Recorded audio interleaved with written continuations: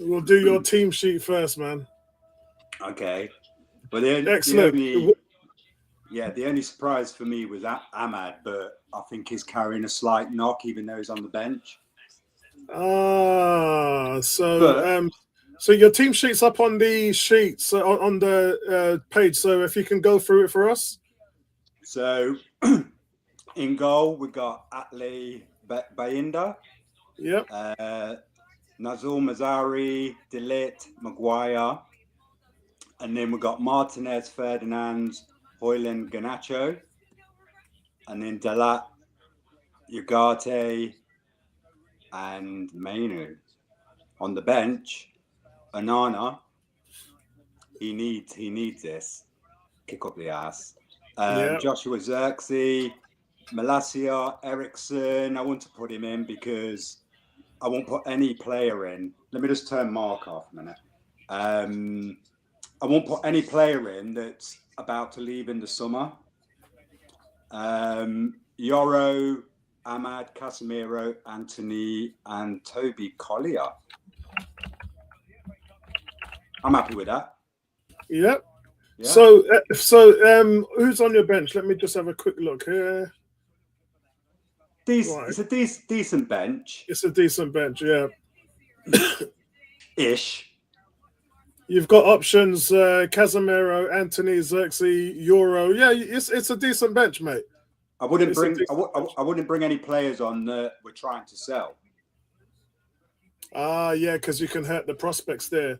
You can hurt the prospects. But the thing is, you don't need to be in a shop window to go and play in the Saudi League. Exactly. Let's be fair. Shout out to everybody in the chat. Let me just quickly go through the Arsenal team. Raya in goal.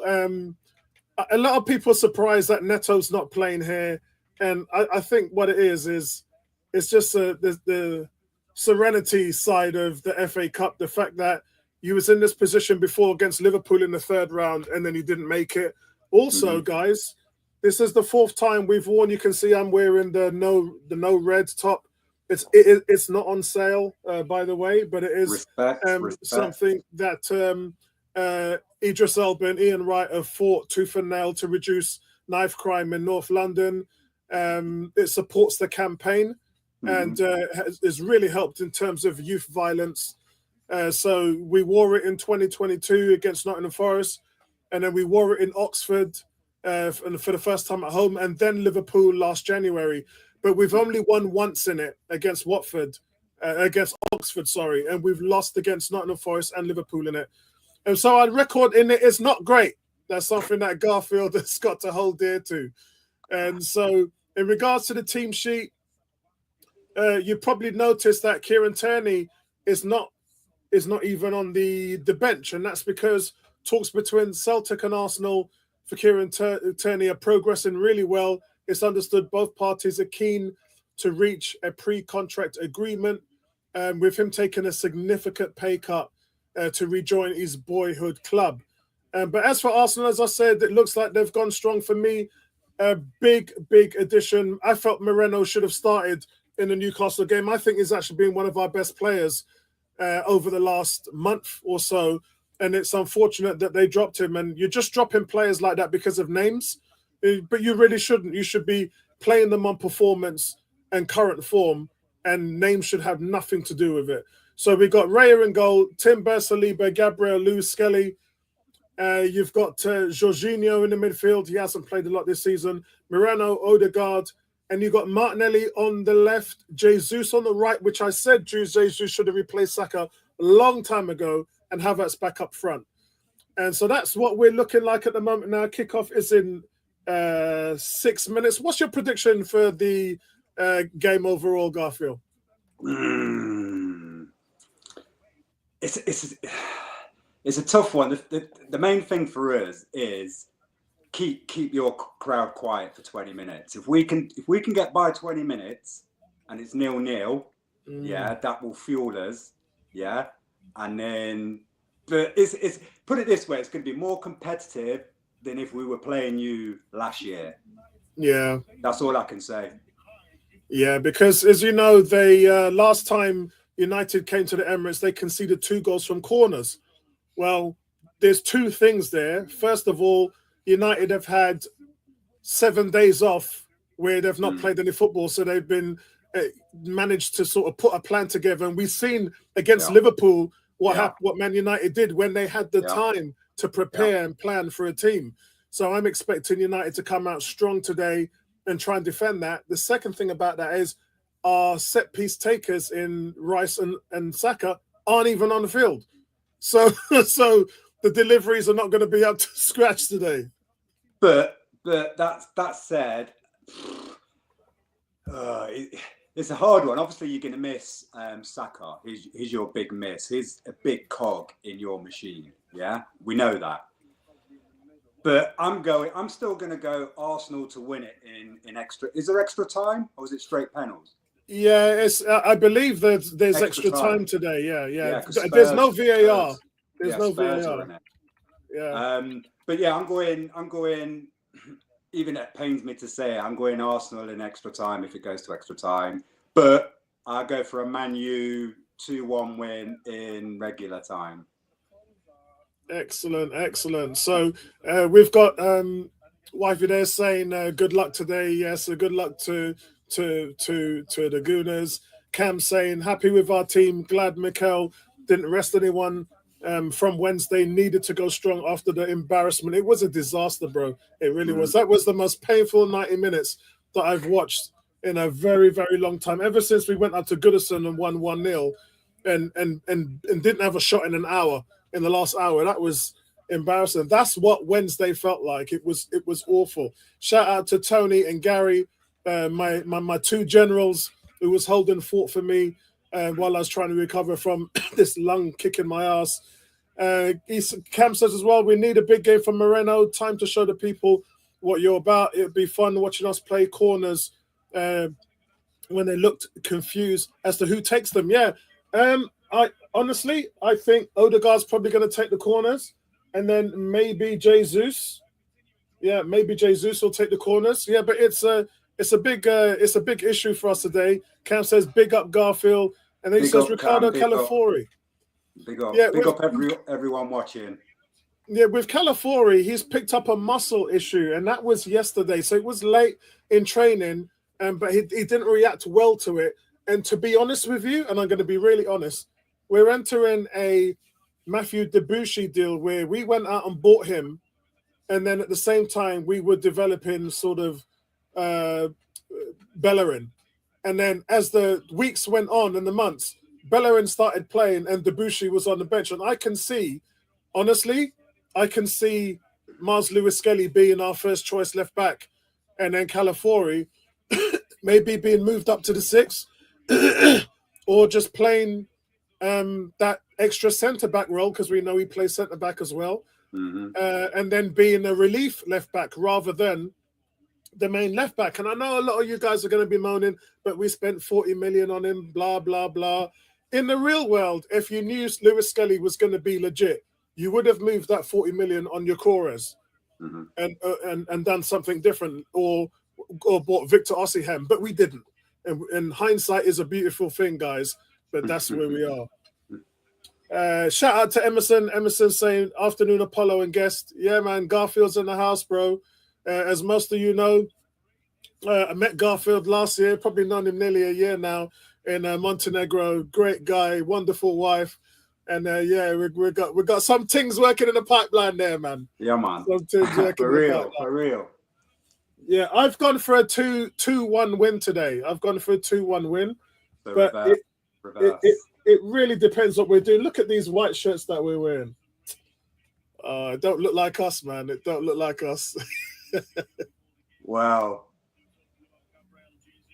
Are you feeling confident? I'm feeling confident in the reign that I wanted Jesus to play in Saka's place because that's his natural spot. That's where he played with Man City. That's where he scored 94 goals in 230 games. And I just don't think he's a striker. And I know he's done well over the last couple of games. But before that, he didn't score for 11 months, like 34 games. So, and I think his skill set is dribbling with the ball at his feet, going past defenders. That's where I think he's better suited. And that means that he should be on the wing. And so I'm glad that they got that right today and have us back up front.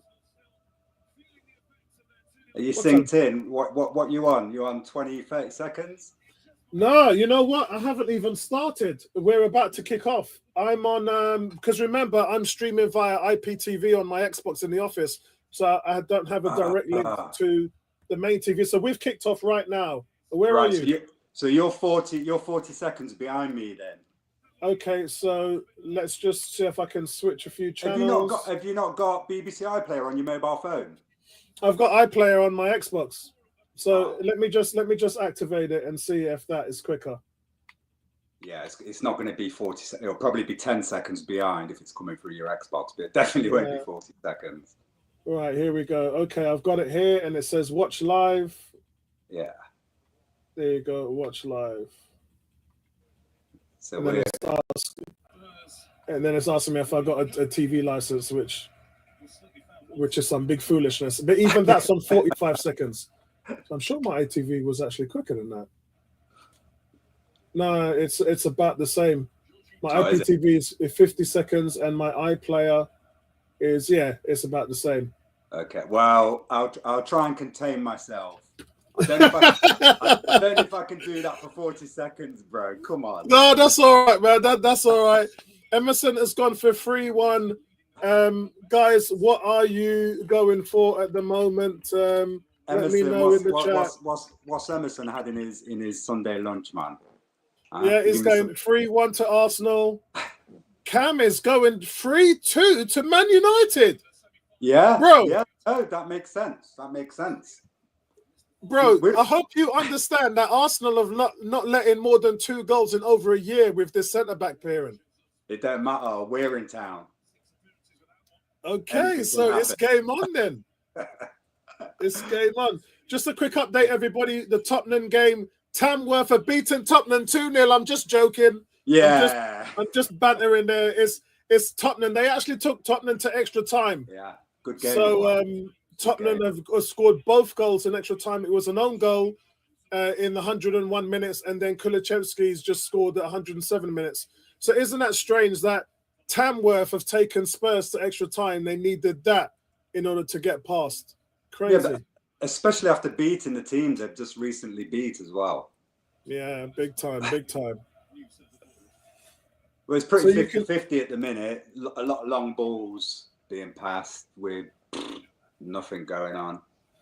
Yeah, and you can see Arsenal here, they're playing the ball around at the back, and what they're trying to do is they're trying to suck United to come in and press them so that they can find those holes in the midfield. Arsenal, one of the most press-resistant teams in the Premier League. Man United are playing the same game as well. Yeah. Mm-hmm. I love that. I love that blue in the United kit. It's so rare to see that sort of royal blue. It's not the sky blue we see in Chelsea. It's just it's darker than the Everton blue. Nobody really has that color in the Premier League. It's a navy blue, right? Yeah, it's a navy blue. You can see the 17-year-old Miles Lewis-Skelly just using his body to hold off really well. He's such a quality player. And they just said Lewis-Skelly started 6 of Arsenal's 9 games. You can see nice little pass in here from Odegaard into Havertz working that right-hand side. Jesus really needs a big game today. Look at that. Odegaard trying to unlock the defense. Can't even see the numbers on the back of your players' tops. I know, isn't that bad? Including the names as well. Everything's sort of just highlighted. Yeah, the names ain't so bad, but when you're booking players, you need to see what number you're booking at least. Yeah. But still, nice kit. There you go. Yeah, I do like the kit. That's the reason why I asked them guys at Adidas to sort me out. What did they say? No, that's why I'm wearing it, bro. Oh, you got it? Yeah, that's why I'm wearing it. Yes, man. And you can't. Can you see Apollo on the back? I can't even think. No, you can't. Yeah, so I can't see it. Yeah, it's completely black. Just left white, really. You know what it looks like? It looks like they've gone to the printers and they ran out of ink. Cam saying, wait, why is Rice not playing? No, I made a point about Moreno. I said Moreno actually played well in the 3 games he played in, but then they didn't start him against Newcastle, and that was a team he actually played for. So isn't it ironic that he wanted to play against his old club and we didn't let him do that? I'm not worried about Onana not being there. I think this Man United backup goalkeeper is well accomplished. Yeah. Cam says it's better not to be Havertz on the wing and Jesus in the middle. No, because then why are you putting Havertz on the wing? He's a number 8 and a number 9. Why are you going to put him in a number 7 role? See, them type of things just don't make sense. Plus the fact that Jesus is not really a striker and he's more of a wingman. So I think they're better as it is here. Love Højbjerg. Højbjerg is just a complete striker for United. This is why when I heard United going into Victor Gyökeres, I was like, that don't make no sense. They got Xerxes, they've got Gyökeres. They've got Højbjerg.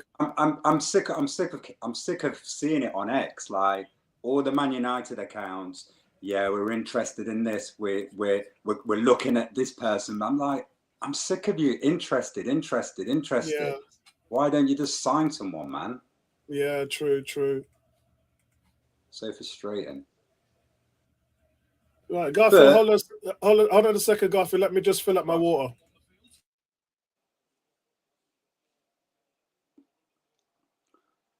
So Arsenal are coming into it now. Especially down that bloody left wing.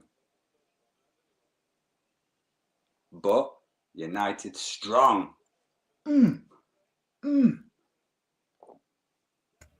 Right, yeah, you can see them working the ball well around here on the right-hand side. You can see Havertz is actually pulled over as well onto that right-hand side quite a bit. Right, let's see what's going on here. Arteta looks a bit concerned though on the bench.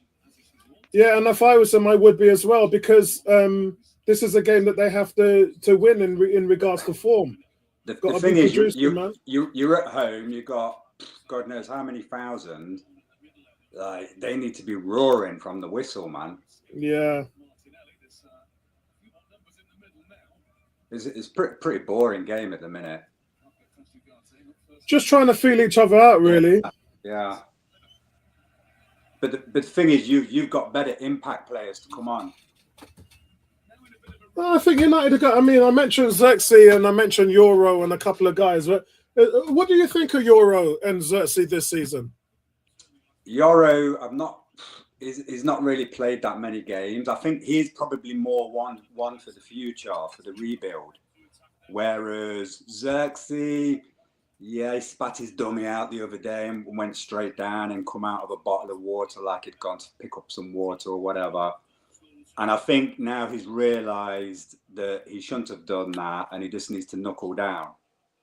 Because no team's going to sign him, if he's going to be a crybaby.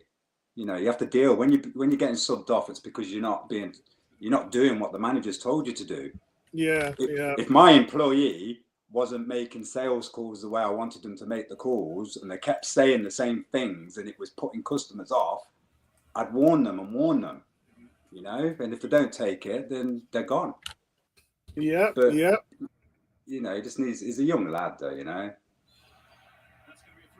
It's a free kick to Arsenal here. I'm on 8 minutes and 35 seconds. Yeah. 18 says, "Big up Garfield." Big up 8018. And Cam says 9.5 minutes. I'm on 9.5 minutes. Okay, rotted. Yeah, so you are 40 minutes. It says the Neto signing is singing his hilarious. Quite surprised they're not going for a new goalkeeper. Come on, lads. They need a good performance. No, listen, he's fine. Yeah, Neto's fine where he is. Not really played for Arsenal because it was cup tied, wasn't he? In the last round. So it's a shame we went out and bought him and not really played him. But as I said, free kick to Arsenal.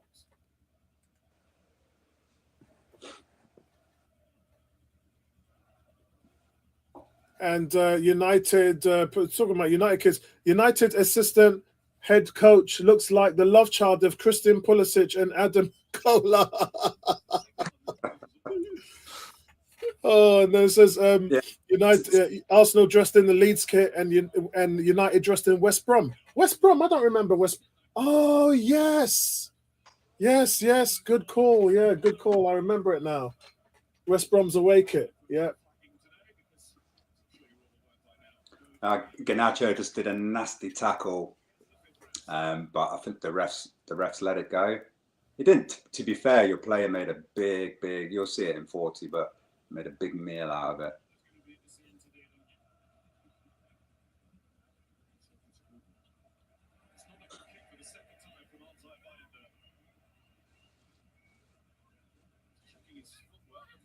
Yeah, it's a steady game at the moment now. You can see they're trying to feel each other out. Yeah, I know, but Tamworth more exciting than these two. Huh? Wouldn't it have been funny if they have done something serious against Spurs? 18 says, love Garfield's knowledge. Where do you think United will finish this season? Probably just outside Europe, 7th, 8th. I don't know. It depends if we get anyone in the January window. There's a lot of we're interested, we're looking at, we're doing this.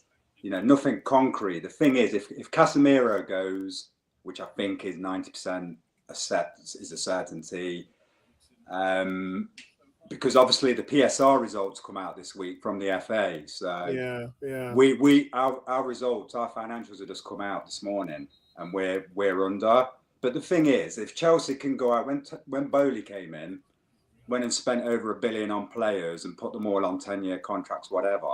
There is ways around PSR. I'm sick of United using that as an excuse because you can get around it. Yeah, you can, especially the way how Chelsea's told everybody how you can just straight time. However, there's new rules that they've put in to stop it being 7, 8 years. Newsflash: Bromley 1-0 up against Newcastle. Oh wow! Newcastle are at home as well. Oh wow! Scores. Let's have a look. Yeah, they are. The Crystal Palace up 1-0 against Stockport as well. Big result there for Bromley. What are Newcastle doing? But they're resting a ton of players. That's not going to stay like that. That's madness right there. Yeah, I honestly, a lot of people are laughing at me because I said United would finish 4th when we did our preview show. But little did we know what the season was going to entail, because I actually thought Arsenal was going to run away with the title. So there we go in terms of my predictions. My predictions have gone up like friggin' Los Angeles at the moment, all up in flames, man. That's as much as my predictions is helping me this season. Do you think Liverpool can be caught? Yeah, I do, because out of all the teams, they've sort of hit their patches, and Liverpool not really had any. They've not really hit any patches in terms of bad performances. Everything seems to be singing in regards to what they're doing. So they've only lost once, and that was to Nottingham Forest at Anfield. So, and we know that game's coming back up now, where Liverpool have got Forest to play. So that's going to be a big game for them. No, I think they're going to hit a patch. Forest can get something from that. I think Liverpool's going to get some injuries. I think they're going to hit a patch where they lose a few games, and it's going to open up the whole thing, man. That's what I think. Well, the thing is what's his name going to Real Madrid? Is it Alec? What's his name? Arnold. Oh no, I don't think he is. No. Yeah, I don't think he is. I don't think he did. Definitely, I don't think he is.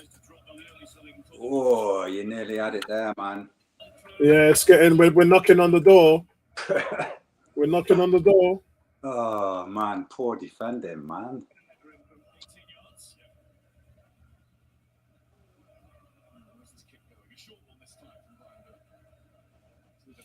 Yeah, a couple of guys are saying here. Cam is saying Martinelli is shocking. Well, I mean, he's been hit and miss all season, hasn't he? Which is actually better than last season, where he was just a miss. 18 said United can defend well. Yeah, listen, let's not sort of cancel what United have done. We saw what they did last week against Liverpool. really, really good game plan by United. And when we beat them 2-0 here, we didn't score in open play.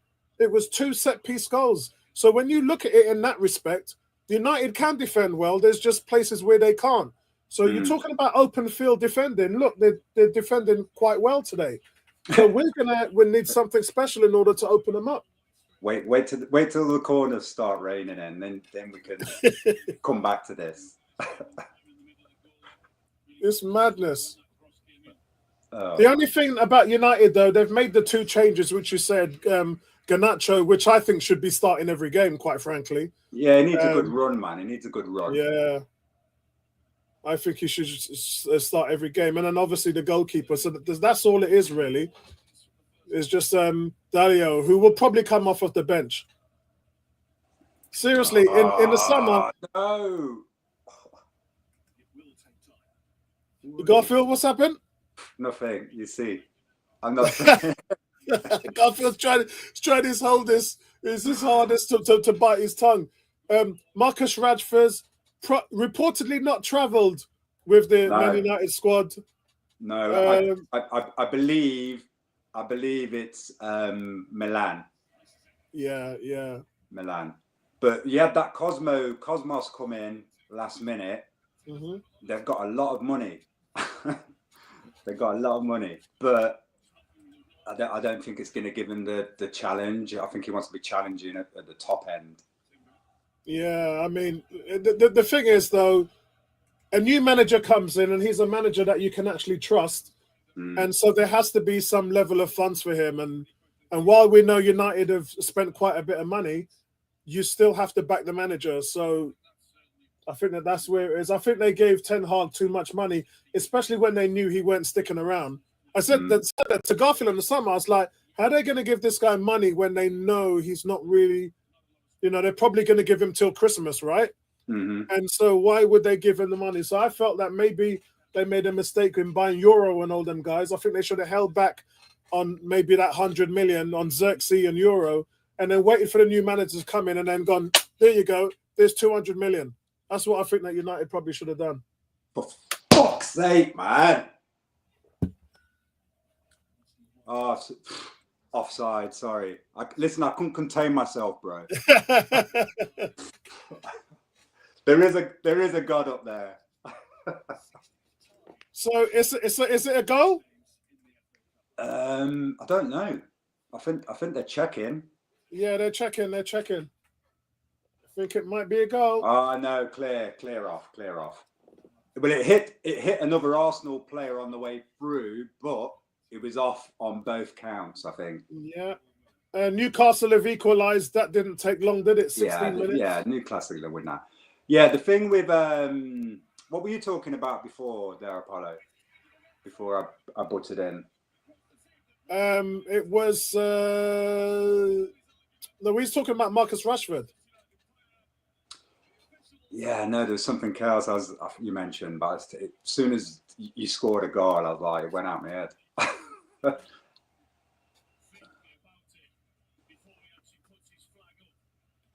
Yeah, that's the problem. No VAR.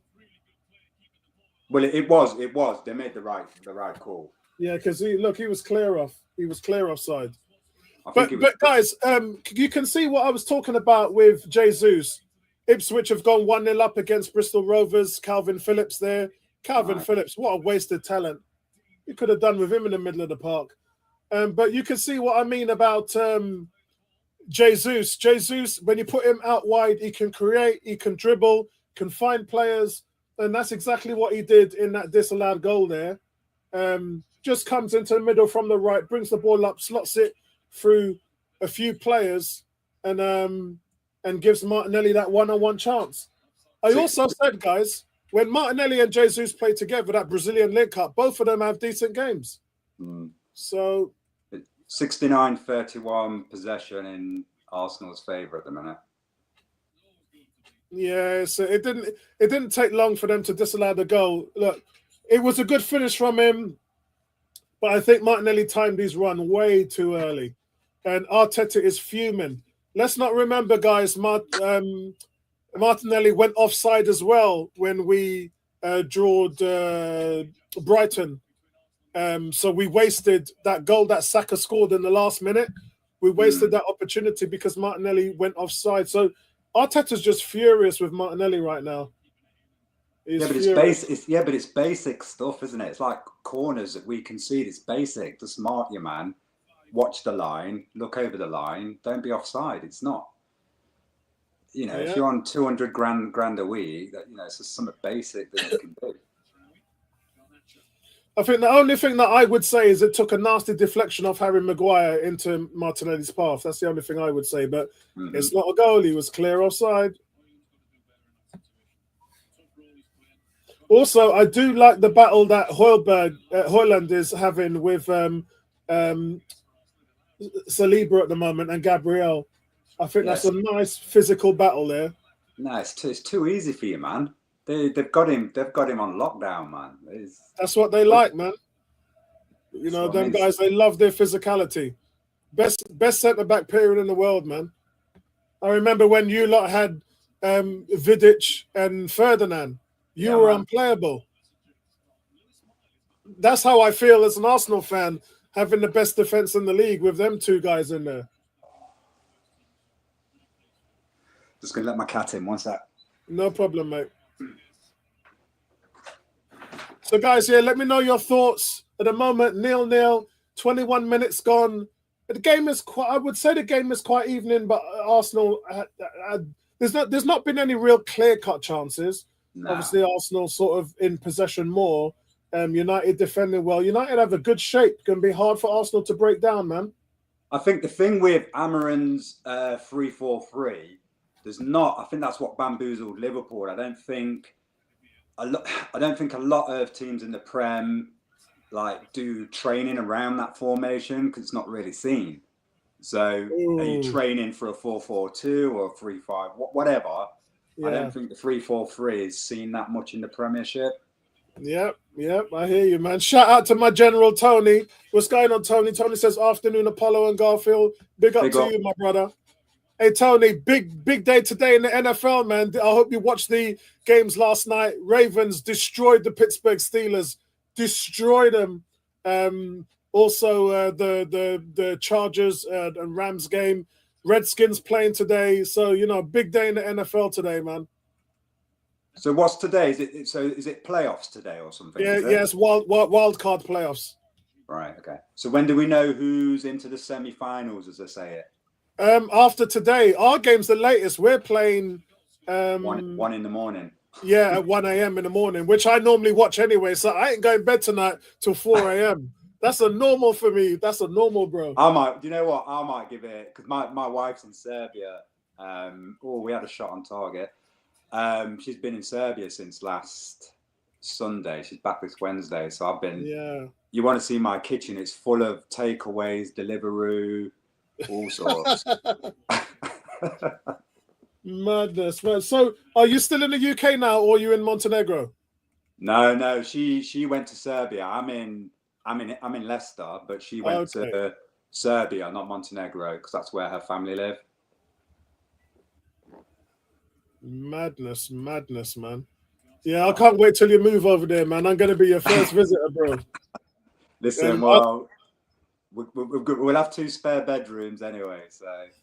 And because I was saying to my wife, I checked the temperature over there. It's 16 degrees over there now. The weather's nice, man. Double figures all week next week. Yeah, it's nice. I didn't realize it was like that. I'll be thinking, boy, you know what? I might have to move over there as well. It's still chilly though. Yeah. United rushing David Raya there, kicking the ball out. United a little bit physical in the midfield. They are now. Yeah, Paulo, I got one for you from Cam. What has happened to Arsenal this season? They have no pace on the pitch and not one player who can take a player on. The attacking play is so slow and ponderous. Welcome to my world, Cam. Yeah, and I think with that is, I've always said before, again, everybody's moaning about a striker, but there's 2 things there. Number one is 4 or 5 seasons ago, Arsenal had the most expensive attacking front line in the Premier League. Pepe, 72 million, Aubameyang, 60 million, Lacazette, 60 million. So we had 188 million pounds worth of strikers, which was the most expensive in the Premier League, and that gave us nothing. It gave us nothing. So everyone's talking about where's the money for the strikers, and so it brings me to talk about today, where we have invested in what Arsenal haven't had in 20 years, and that's a spine. When Arteta and their dudes come in, all they've done in the original 3 or 4 years is focus on the spine. So from Raya, the 2 centre-backs, Thomas Partey, all the way through the middle, Declan Rice, that's where the focus has been. What have we got out of that? Last season, best defence in the Premier League, 29 goals let in. This season, currently the best defence in the Premier League, 18 goals let in. So when you hear Arsenal fans talking about where's a striker, it's building blocks, bro. We ain't Man City. We can't throw 400 million on the defence in the first year of Pep Guardiola coming in. Very few teams can do that. So take your incremental steps one at a time. Yeah, but you say that. So what was the point in bringing Sterling in? Sterling was just filling the gap, and really they shouldn't have. They should have kept Reece Nelson or Eddie Nketiah. Or maybe Smith Rowe. They shouldn't have gotten themselves in a position to be in that, and that's really on them. That's the mistake that they've made. They've come into a season light and thin when they know thin doesn't win titles. They knew that. The last 2 years has shown them that thin squads don't win titles. So they've made the decision to come into this season with a thin squad. Doesn't work. So that's on them, really. That's on them. But what I can say to you is this year we're going to see the funds moving towards attacking options or striker. And it doesn't have to be a striker. It could be an attacking left or right-sided player, someone of Nico Williams Jr. coming in or something to that effect. I was gutted that is it Tuna from Wolves? Signed his new deal. And we've seen a lot of players sign new deals and then get sold 6 months after. All it means is that, the Wolves will be able to ask for a better. They probably didn't have a good release clause in the old contract, so that's why they wanted a new one. So at least they can get good market value. Come on, man. That's the problem. When you don't have them things in your contract, teams could ask 30 million, 40 million. Look at Gakpo. Gakpo went for 40 million. Smith Rowe went for 30 million. They're quality players, but they didn't have those release clauses in their contract. So if you're someone like Kuna, you can now ask for 60, 70 million. You can get big money for him rather than, just giving him away for nothing. Corner to Arsenal on my side. Yeah. It's a decent delivery, but United actually defend it really well. I weren't going to mention the corner. I was going to let you catch up. Yeah, United defend it really, really well.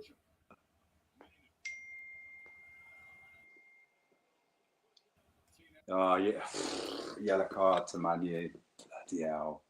No need for it, man. Yeah, again, it's a physical game out there. People might sort of forget the rivalry these two had a couple of decades ago, but the fans remember it really well. It's still fresh in our mind. If it weren't Arsenal winning the title, it was United. If it weren't United winning the FA Cup or title, it was Arsenal. And for 10 years, these teams just went back and forth. And that, for me, was when the league was that was before Chelsea's money and Man City's money. That's before the league was dominated by money. What do you reckon? Do you think anything's going to come out of the Man City investigation? I think something has to, because they've already committed themselves to Everton and Forest getting docked points. So they've already set a precedent there.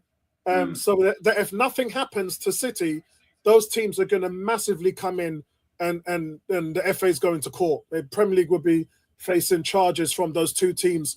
And that's going to put them in a difficult position. So I think that something has to happen. And I think the Leicester City lawyers running rings around the FA and them getting away with it, I think they're after blood now. Yeah. So we've got yellow card to Leandro Martinez. Jesus is down, but he's all right. Jesus is one of them play actors, one of them Brazilians that roll around on the ground 6 times when with no contact. Yeah, when his ankle's clipped, he holds his face.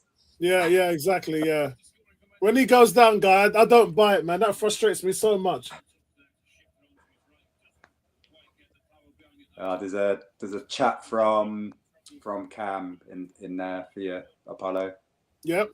Mm-hmm. Cam says, if it's a tactical change for him being on it today, but Martinelli is playing how Martinelli should play. Feel like he's gonna get a goal today. He scored last week, didn't he? I mean, at the end of the day, it's consistency that's the issue. Where we know what he's been like when he's been told to play loose. He scored 15 goals 2 seasons ago. But the problem with players like that is when you turn them into robots, when you put them in a system, they just can't. They completely fall off. It's like Alexis Sanchez. Yeah, Alexis Sanchez, 31 goals at Arsenal. Had no system under Wenger. Was just told to go out and express himself. And then Man United get him, tell him what to do. And then all of a sudden he can't play football, and that's a little bit like Martinelli. When you're turned into a robot and you're asked to play within a system, some players can adapt to that, but other players can't, and that's why Martinelli's struggling. Fair point.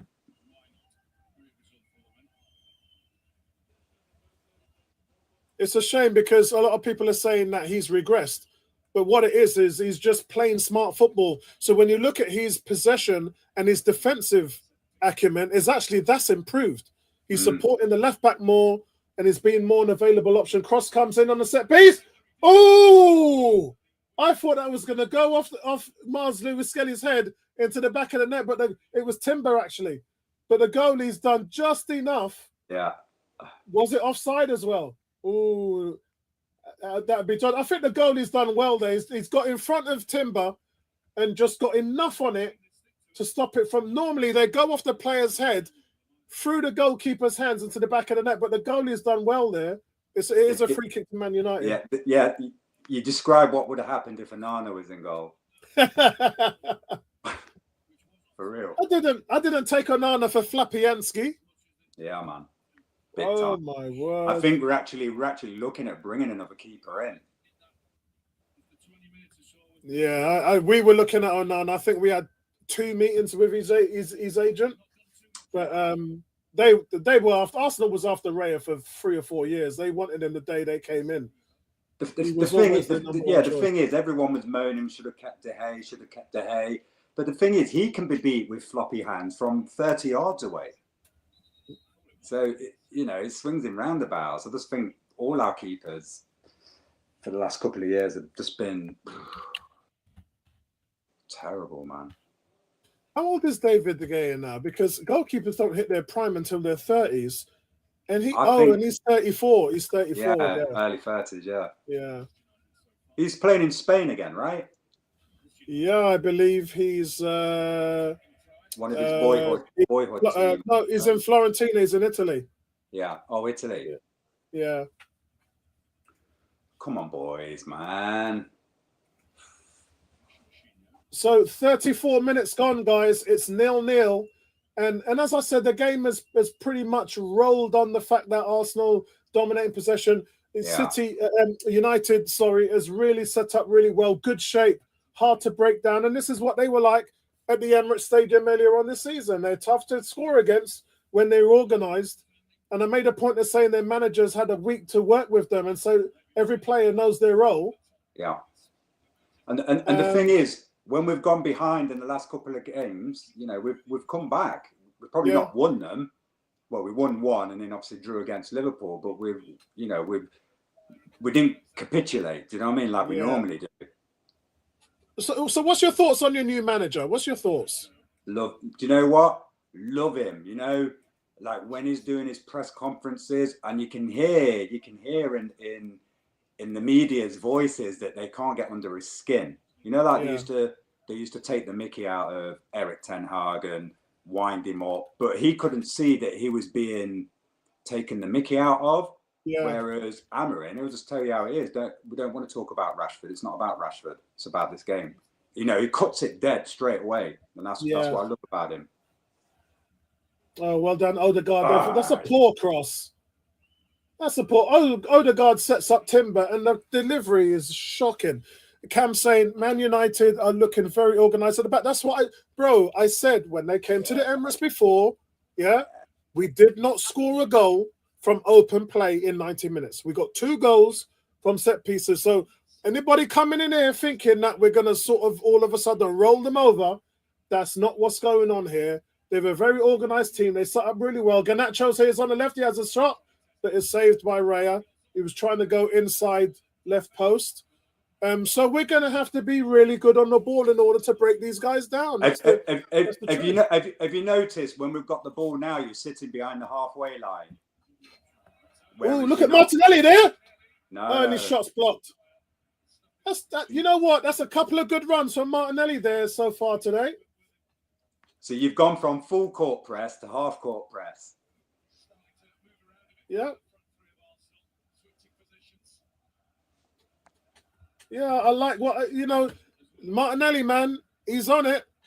18 saying Martinelli looking dangerous. Yeah, and like I said, bro, you're going to need that interlinking change when you recycle the ball from Jesus and Martinelli now. So they're the guys that have got to support Havertz in the middle and make it happen. So go on, Mazraoui, man. Come on, man.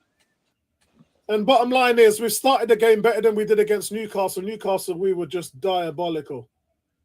Awful. Yeah. Listen, I was hurting for you when I was in that live stream, man.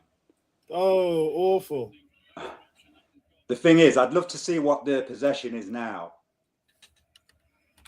Yeah, I might look that up. Oh. No. Man, I'm going on Garfield's body language here. Wait till you see it, man. Oh man. And his boot come off. They took his boot off and didn't get the free kick. Oh man, here comes United at the moment attacking from the right hand side. Oh, he's going to get Bruno a frigging yellow card for that. Oh, mad.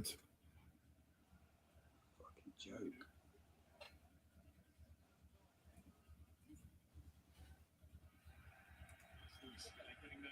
Come on, here we go. Oh, here comes United. No, man. Oh, he's cut it back. How is that not a free kick? No, it's not. Bruno got a yellow for that. For dissent. Yeah. He looked like he was dragged down at the back. That looked like a free kick to me. I need to see a repeat of that. We need VAR. That looked like he was dragged down at the back. Not sure who the player was. Was it Jorginho? You're bringing Sterling on. Oh, thank God. You're bringing Sterling on. I told you at the beginning, didn't I? Sterling, man. Yeah, Sterling needs to be on there. It's such a dangerous player. You got an injury to... I can't see. Oh, it was Jesus. It was Jesus. Oh, we're going to win it now. We're going to win it. Jesus dragged him down. Look, it was Jesus. Jesus is on the floor now. Injured. Yeah, he hurt himself. Yeah, he hurt himself when he dragged... What on earth is going on?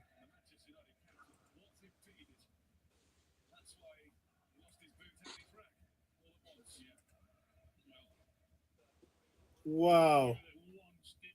Yeah, you can see Jesus, he got injured on that Bruno tackle. Yeah. I wonder if he tripped before he made contact, and that's what caused him to foul him, because that was a foul. That should be a Man United free kick just outside the box. Oh, I've always believed in karma anyway. Oh, God, this is what we don't need. Maybe Sterling needs this, though, to prove a point. Yeah, I agree. Totally agree. No, I think when he tripped, it made him go into him. So it wasn't... You can argue that that's why it wasn't given. Guy's on a stretcher and everything, man. What has he done? It's the knee. Yeah, it's the knee. Emerson says it's the knee again. 18 says same knee. And then says Apollo's cousin Raheem is coming on. We need him. Yeah. Cuzzy's coming on, man. Well, I don't call him Cuzzy. I call him family. There's a big difference. Did you know that he was part of my family? You knew though, didn't you? I think you told me in Montenegro. Yeah, he's married to my cousin Paige. When we got back. Yeah, he's got married to my cousin Paige. So family not by blood, guys. Family by marriage. Yeah, he's done his. What is he holding? He's not even holding the knee. Arsenal's injuries are just ridiculous this season. That's just insane. And the thing is, Liverpool and you don't need this when Man City are back on the resurgence. That's what I'm saying, man. Even though they beat two dibby teams, good to see. Good to see Raheem on there, man. Yeah, but they come back from a 10-point gap before to win the title. Of course, yeah. With us, they came back from 8 points, but the difference is they had a game in hand. They had a couple of game in hands there. We still threw it away, though. Look at that. Final third passes, Arsenal 52, Man United 14, man. Yeah, But I think we'll come on strong in this. Now we know how you're operating. I think second half will come on a bit stronger. Yeah, true. You know, I'm happy we've got to 41 minutes and it's 0-0 away from home. Yeah, I mean, I to be honest, I expected a slow start simply because, you set up really well defensively. We know that from the last game. Obviously, we would have been told to do something different, and United would have been told to play those set pieces in a much better way. But we haven't got Rice and Saka on there to do the deliveries. And that's nothing against the deliveries. I thought a couple of deliveries were really good. Or your set piece coach is barking out the orders for this corner that's coming in. Yeah, my problem is Højlund and Garnacho were the two danger men for me. I like those players, man. I thought that I was impressed with them in pre-season. But Arsenal here, they break the press. They come in with Miles Lewis-Skelly. Look at that, 17 years old. What a talent. And it's a through ball, but it's going to go out for a corner. Just deflected away.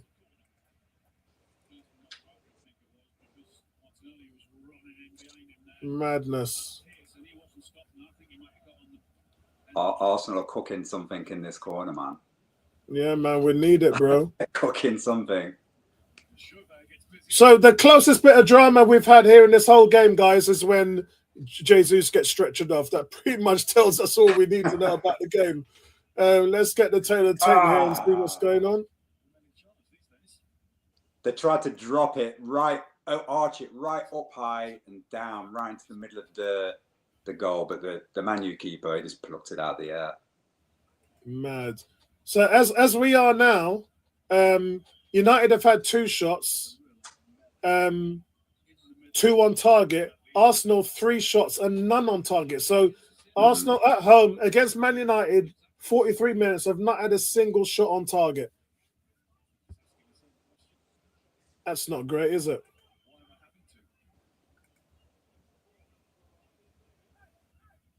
Yeah. Another Arsenal corner.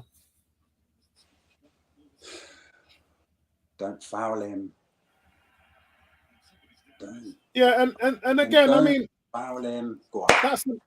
That's a Martinelli corner, and it goes straight into the goalkeeper's hands. It needs to be a little bit more outswing.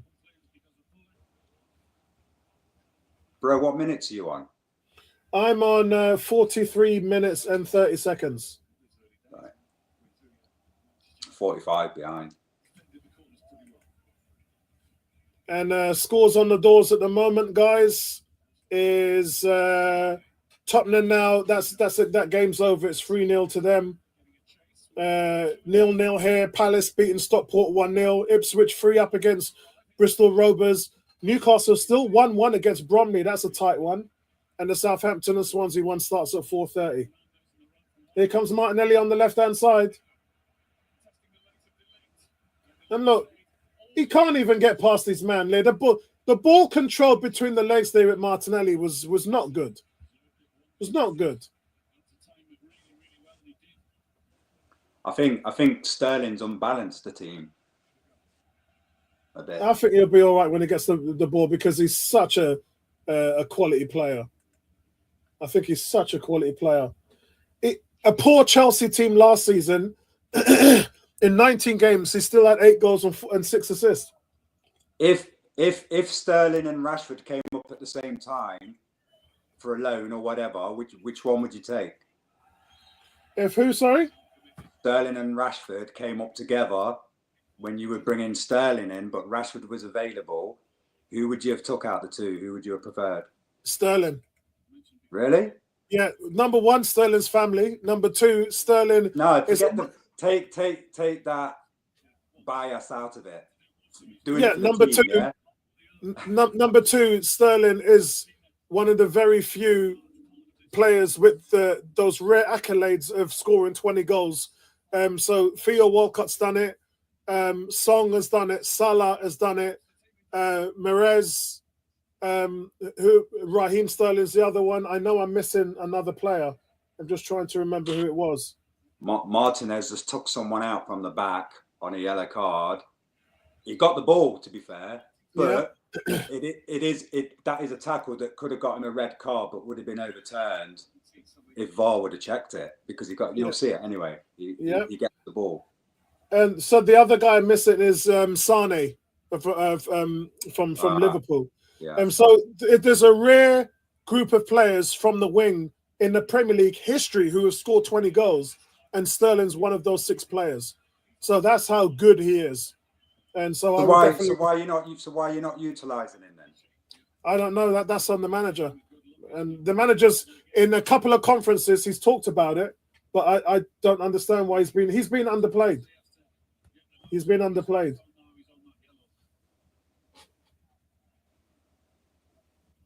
Ooh, Martinez lucky there. I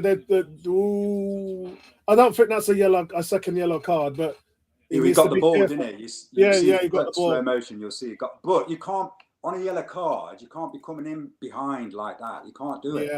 Yeah. You can't. And the reason he didn't get a red there is because the ref feels sorry for him. So he needs to be coming off at half time. Serious, because he'll lose us the game, because I don't know, he's the butcher, but he just loses it sometimes, man. Yeah, true. So yeah, clear rubbish. Cam says we could have had Nico Williams in that. No, what is it with Arsenal fans thinking that every player on the planet should be signing with the club? He had the choice to go to Barcelona, to Arsenal, or Juventus, and he didn't want to leave. He didn't want to leave Spain. He didn't want to go anywhere. Arsenal fans deal with it. You got rejected. He didn't want to come to the club, and that's where it's like. Things might have changed now, but his decision at the time, just like Sesko, we came in for Sesko. We agreed personal fees with his agent, and the player decided he wanted to stay. So it got all this stuff about we should have signed this, we should have signed that. There's 3 people in the signings: the opposing team that the player plays for, the player, and Arsenal, or whichever club wants to make the signings. And if those 3 aren't linked and all singing in unison, nothing gets done. It's as simple as that. Mm-hmm. Too many Arsenal fans is like, oh, we should have signed this person. Look at what happened with Vlahovic. He didn't want to come. And everyone's saying, oh, Arteta, Edu, you're rubbish because you didn't sign him. The player didn't want to be here. So it's one of them things. Cam says Midget Martinez should be 1 foul away from a red card, Garfield. No, I agree. I just said that. I agree. I totally agree. He should have walked then. But, the ref felt sorry for him. Yeah. Cranky, shout out to Cranky. If you guys are not subscribed to Cranky, please subscribe to his channel. Shout out to Cranky. Says, why is Odegaard shooting goal? Well, I mean, he's shooting. I was recording. He's shooting. He's missed the target 13 times in his last 15 shots. Quite frankly, his creativity has bubbled the team again, but his scoring has been poor. When you consider he had 15 goals last season, matched Frank Lampard and Cesc Fabregas's record from the attacking midfield position. This season, 1 goal and no goals from open field. The goal he scored was a penalty that Saka gave him the ball to because he felt sorry for him. Yeah. He's Odegaard's been poor this season. No goals from open field. That's not good enough. And it's not just him. Declan Rice, 8 goals and 9 assists last season, and he's also got just 1 goal this season. So there's a lot of players that are underperforming, but it's not the sort of anomaly that we will talk about, because we're comparing them, Cranky, to an Arsenal team last season that had scored more goals than any Arsenal team in history. We're talking about a team last season that actually broke the record with 91 goals. So we're now going to be comparing every single season to our best season in history. So yes, that's a tough thing, man. I think a lot of Arsenal fans will be saying we should be doing that every season. In reality, we can't. Well, anyway, so here's some stats here while we're talking stats. So yep. Possession, Arsenal 60, Man U 40. Total shots, 4 for you, 3 for United. Shots on target, 0 for Arsenal, 2 for Man U. Total passes, 227 Arsenal, 155 United. Passing accuracy, 87 you guys, 77 United. Tackles, 4 for you, 8 for us. Fouls, 12 for you, 3 for us. And we've got 2 bloody yellows out of them. Yeah, I mean, on my side, guys, it's half time here at the Emirates Stadium. You can see the players walking off. So let's get some halftime analysis here and try and break this down, because I see some of you in the chat. Cranky, big up to you. Emerson, big up to you. Big up to 18. Big up to Cam. Stylist says, thank God that half is over. That was absolutely terrible. Well, it wasn't as bad as the Newcastle.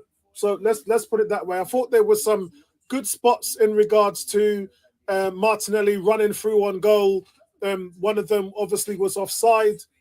So he's got to time his run better. We talked about what happened in the Brighton game where he's gone offside. He's played the cross into Saka. Saka scores and wins the game. But then VAR had to pull it back because Martinelli couldn't time his run. So Martinelli, age 22, still developing, and quite frankly, he's regressing because he's being asked to play in a more conformative system. Mm-hmm. I say, it's the same thing Alexis Sanchez happened with him when you turned a player from a free-flowing player into a system player. It doesn't relate to every player. Not every player can do that. And he's struggling, Martinelli. That being said, Martinelli, I think, is playing better than he did last season, but that doesn't say a lot. When you look at where Arsenal are, when you're winning a title, when you want to win a title, and you look at the performances of Salah and Saka and some of these outstanding wingers, that's what you need. That's what wins you titles. When you go through a season and you're scoring 4, 5, 6 goals, that's not gonna win you a title. And so in that regard, I think Arsenal are hemorrhaging all across the front line right now. We've just lost Jesus. Isn't that crazy? Jesus comes in, scores a hat-trick, then he gets 5 goals in 2 games, and now he's had the knee injury. He's gone. He could be out for weeks or months. How long is Saka out for? Saka's not back until March, so Saka's out for 10, 12 weeks. So he's long-term, just like Odegaard. Are you not going in the January window for anything?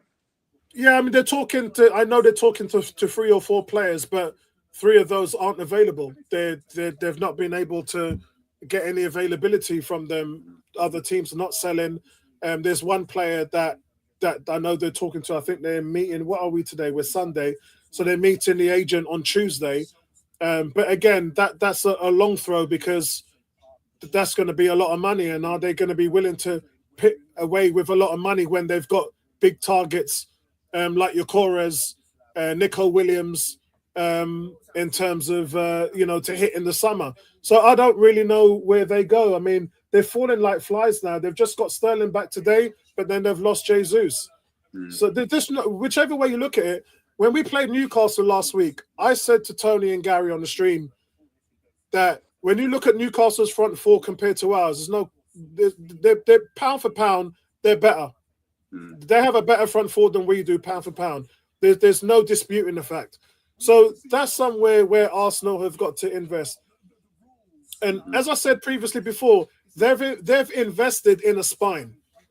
Yeah. So coming out of Lacazette, Aubameyang and Pepe, the most expensive front line in the league, coming out of that, we've moved our focus to defense and midfield and created the strongest spine in the league. How do we know that? Because they had the best defense last season and they've got the best defense this season.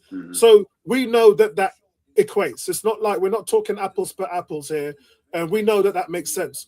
But where they've not invested in is in the front line, and so that's where their focus is this season. Can they get it done this month? I don't know. That's 50-50 from what I'm hearing on my sources, but that's definitely going to be the focus in the summer.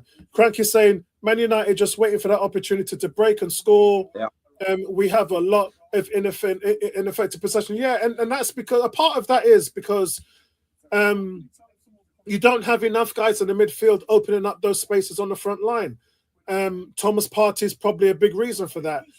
And that's, I think, something that you're going to see in the second half. In the second half, you're going to see an influx of Thomas Partey coming in, and that is going to help synergize with Odegaard to help the front line.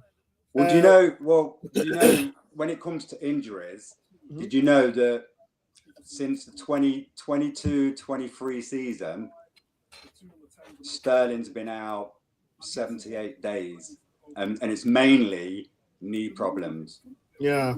And hamstring. Yeah, so, yeah. I mean, that's why he only played 19 games last season. That's what I mean. So, is this the moment where it's going to affect your title charge? Because Raheem will get injured if he carries on playing. Yeah, I mean, he's had plenty of rest. He's had plenty of recuperation because he hasn't played much. Let's face it. I'm just trying to see if I can find Sterling. Yeah, there we go. But when you're training with your squad and playing an actual game like today, it's going to be nothing like training. Yeah, of course. So I can see it happening. I can see if he stays fit, I think you'll do all right, and I think he can do a job for you. But looking at his history and injuries, I can't. I think you'll need a striker or some kind of wingman in January. Yeah, I mean, as I said, we are trying. We are in the process of going through these interviews, but nothing is guaranteed. I think it's 50-50 whether they'll sign somebody this month. What's your PSR? Get through the door with it. What's your PSR like? Are you on the border? You've got credit? Are you close to it? Yeah, I'm pretty close to it. I'm pretty close to the accounting side. I'm pretty close to the PA side of it. So I've got people there on the inside. But some of I think I only float about 40% on this channel because there's some stuff that I don't say everything that I know because I've got to protect my sources at the same time. Yeah. So at the end of the day, if there's things that I can say, I can say it. If there's things I can't. In regards to Arsenal and what they're doing, they know they're short. Every time they get someone back, they lose another person. It's happened today. They're getting Wanyeri back in another 10 days, I'm told, from Zoe and the medical team. So it's just one of those things where they just have to get some consistency and get through these games. That's why winning today is important. Winning in the Champions League is important. North London derby on the weekend, next Wednesday, that's important. They just got to get through these times. They've left themselves short and they know it. And they've owned up to it. You know, Arteta said, we're thin. It doesn't help that Edu's not around. Like the guy who pulls the trigger on deals isn't here. We don't have a technical director. So Tim Lewis and those guys, Richard Garlick, are picking up the slack. It's not healthy at the moment. Big up Shea, Arsenal. Yeah, big up to Shea, man. Big up to DD, says salute Apollo 101. He goes, man, this is boring. Attack force Arteta has to serve up. I'm insulted. Yeah, I think Arteta's insulted as well because when you look at what he's drawn up, and I'll talk about the Newcastle game, they had chances to score 4 or 5 times in that game and didn't. So, that's on the players, D. If we like today's different because we're not even hit the target today. So it's a different discussion, right? But against Newcastle, no problem, mate. Against Newcastle, we had the chances to score, but we just had our worst offensive performance of the season. Today, I think Martinelli's done well. in regards to the runs beyond the back line. He's made 2 or 3 runs, which I think is fantastic, which is why Cranky is saying Martinelli should be moved to centre forward. I actually agree, because he's shown that ability to make those runs, and Odegaard's always looking for that. That's why he's been able to have those passes through. But at the same time, we need more runs beyond the back line, but we need more help as well. I'm glad Sterling's in there, but I just hope that Sterling doesn't get hurt, because he hasn't played much. Looking at Raheem Sterling, 2 starts in the Premier League and just 4 appearances. Let's try to understand that, guys. Raheem Sterling has played a total of 146 minutes in the Premier League this season. That is shocking. Shocking. He's played 3 games in the League Cup, scored a goal. He's got an assist as well. He does have a Premier League assist, but he's just not played enough. And that's the bottom line. He's just not played enough. And so they're now showing Holland Doncaster here. At least we're getting some second half action, and that's a good goal. And is it nice to see a goal today instead of watching Arsenal versus Man United? So as I was saying, guys, it's just a thing where Sterling needs to play more. His minutes simply are just not enough. 146 minutes in the Premier League is just not enough. And again, the other thing, guys, last time Sterling played, he hit the bar twice. He hit the woodwork twice. He had 4 shots, 3 on target. So he is an impact player. He's just not playing enough.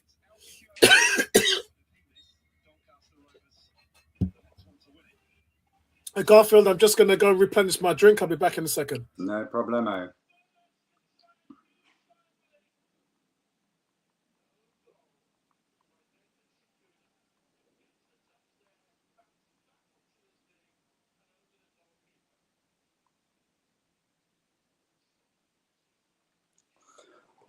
So, guys, what are you feeling the results are going to be now? Are you confident you're going to win? Because I'm feeling quite confident that United can do this. In fact, very confident.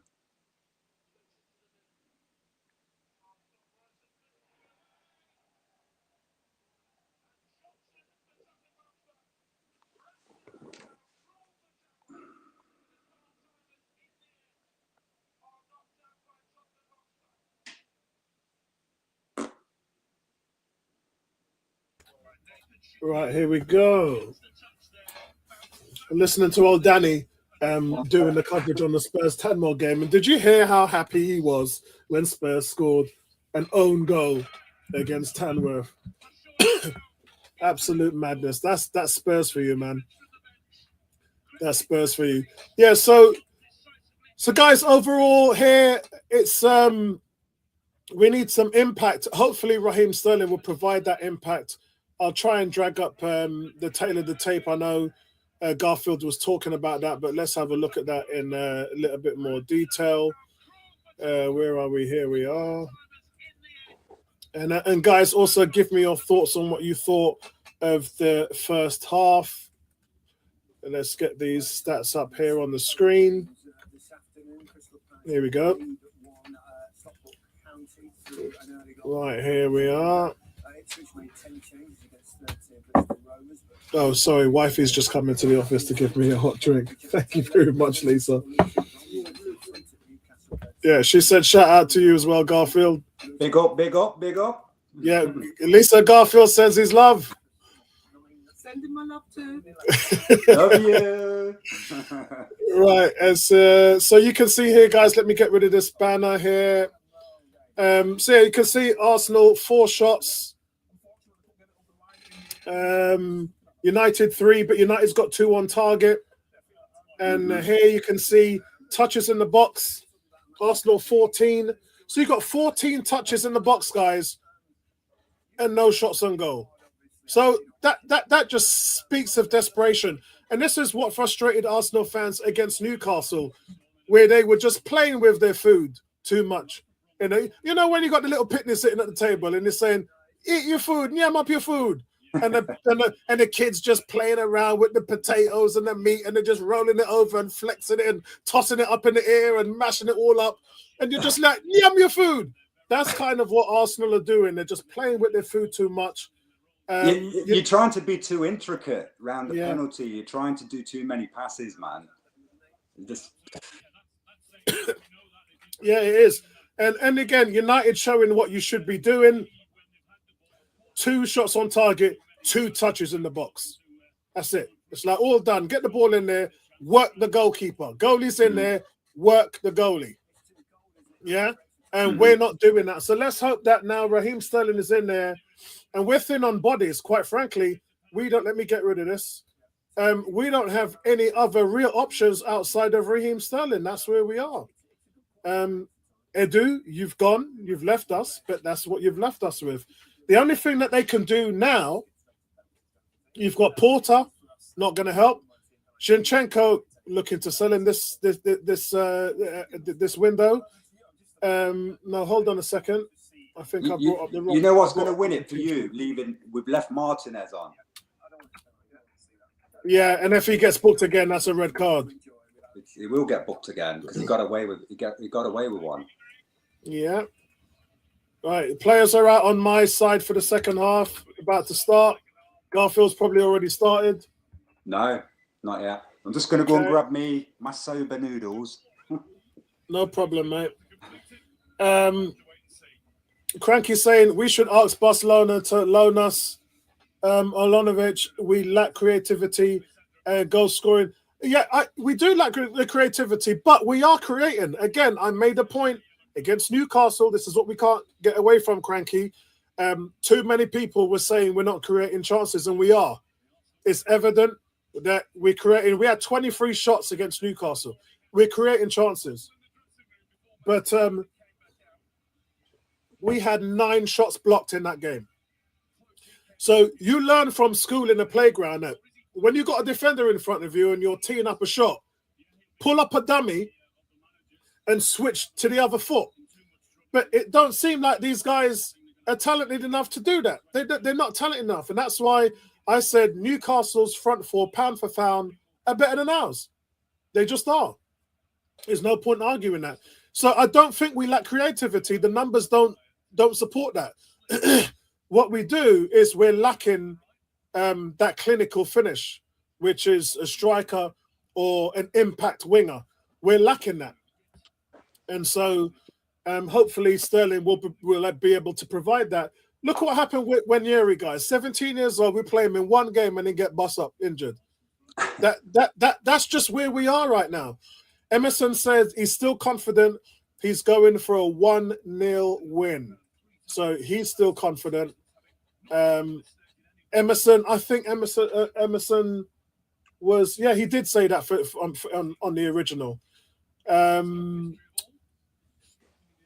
Garfield, I think Garfield's prediction was in extra time. Arsenal to take it in extra time. B says, Apollo, I admire your heart to back your manager.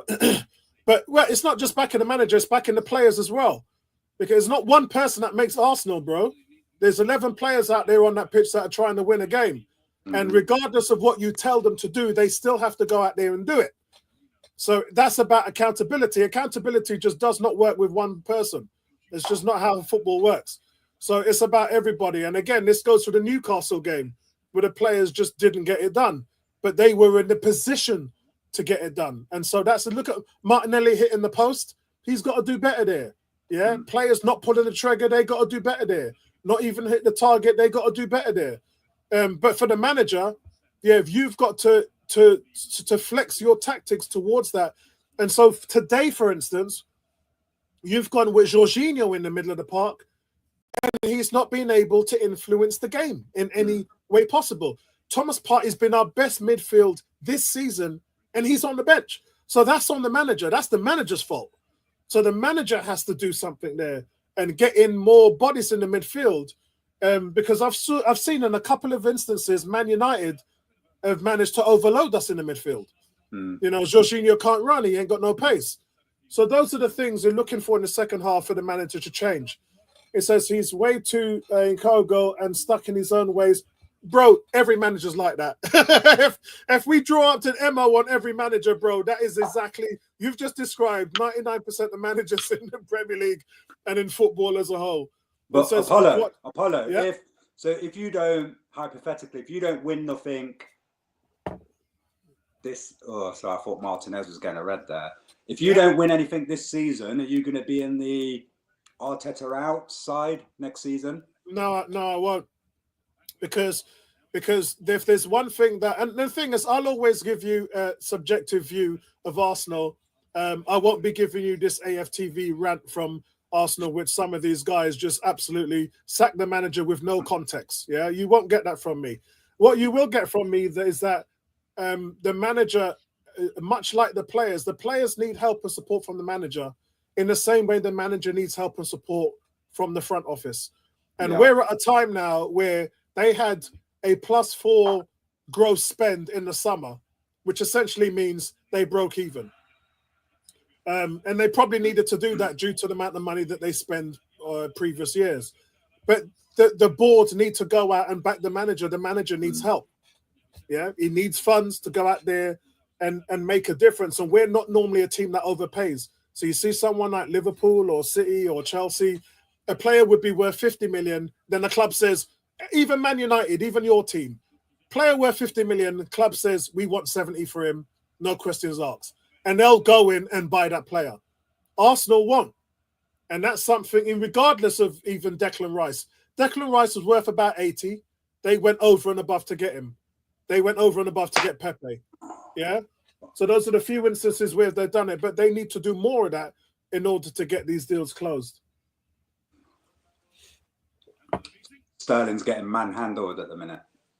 Yeah, he needs to get his butt into the game. I'm on a free kick here to Martinelli. Yeah. He says, come on, Apollo, you'll get more creativity out of playing a ringtone. No, they're creating and they'll be better with Partey on the field. But at the moment, it's about how they can finish in front of goal. Martinelli times he's run wrong there. If not, then we'll be 1-0 up in this game. Dull football played this. So yeah, I mean, you just have to look at the, isn't it funny? We talk about Saka. We talk about Saka and we talk about all these other players. When he scores, we say he has not influenced the game and all of that, but we miss him now, though, don't we? Yeah, we miss Saka now, though. Best player on our team. Now we miss him.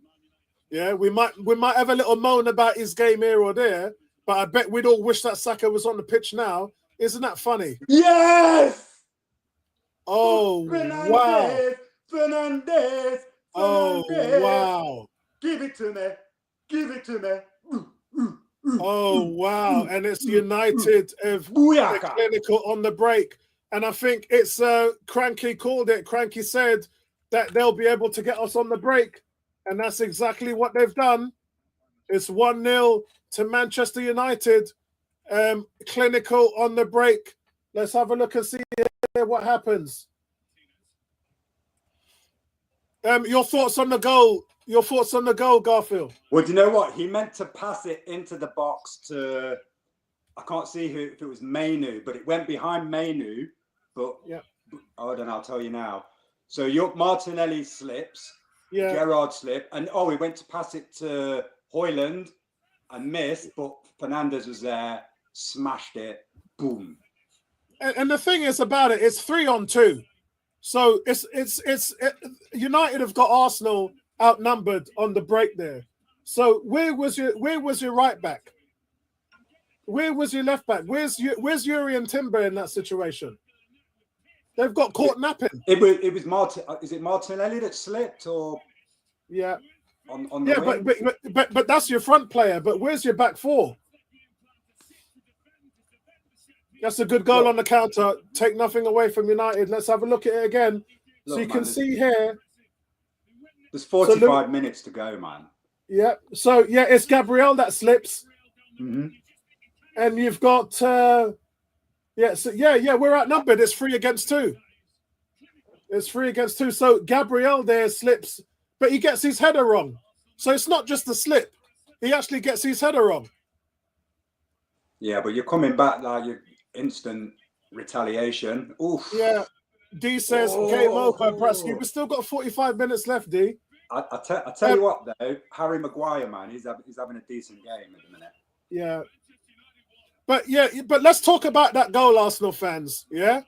Gabriel mistimes the header, so he doesn't get the header and then he slips. Urian Timber has got Fernandez there, and Fernandez comes in and just makes a play on it because they're outnumbered at the back. And it's 1-0 Man United. Big up to Garfield, 1-0 Man United. Oh my God, you just missed the sitter. Well, they're all coming now, aren't they? Look how far. Gabriel's coming up the pitch. Martinelli crosses the ball in. And then Raheem Sterling just completely misses the target, which looks like a shot, but it's actually a cross, which was supposed to be a shot. Jared B, what's going on, bro? Big up to you, man. Big up to Jared. Big up, bro. And it's danger time now. Are Arsenal in danger of going out of the FA Cup?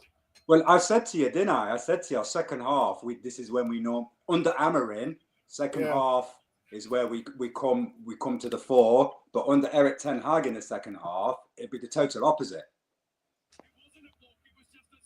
Jesus Christ. So Havertz just missed an absolute sitter. Absolute sitter.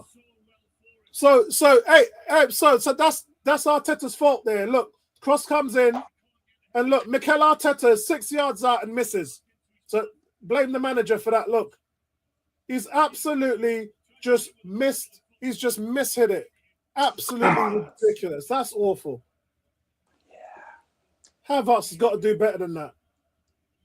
That is awful. Crying. No, Apollo's crying. Don't cry live on TV, bro. Oh man, listen, bro. I'm telling it like it is. He's got to do better. He's got to hit the target. Big up to Gary. Gary, what's going on, bro? How are you?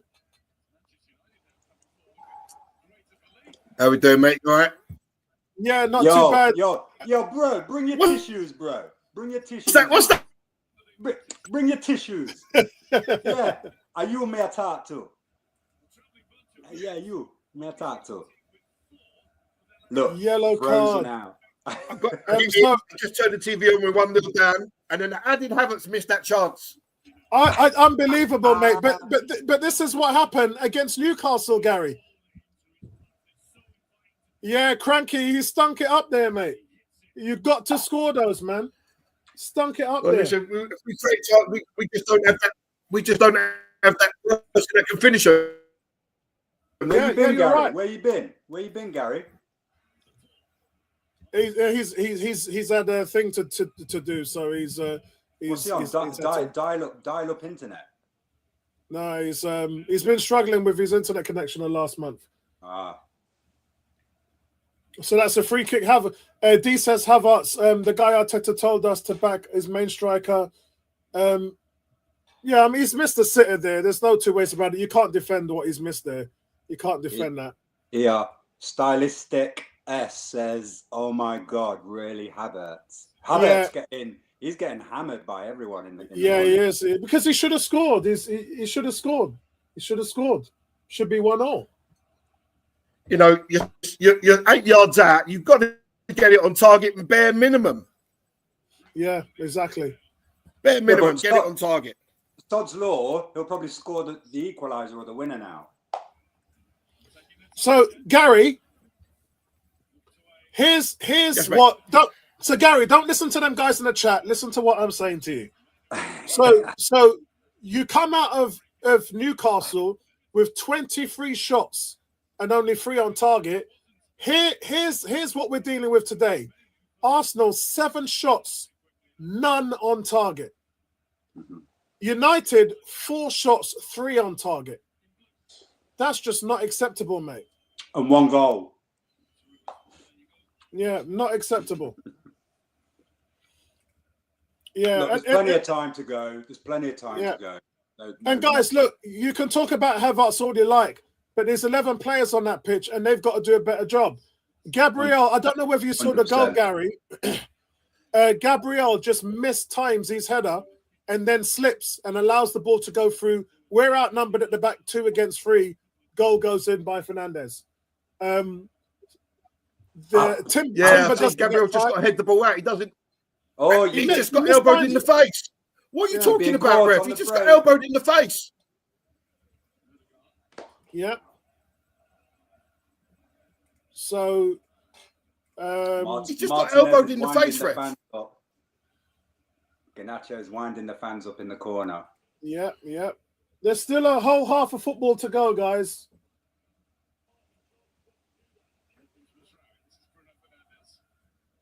4. And Gary, you want to hear the joke, Gary? These are the only 2 home games I haven't attended all season.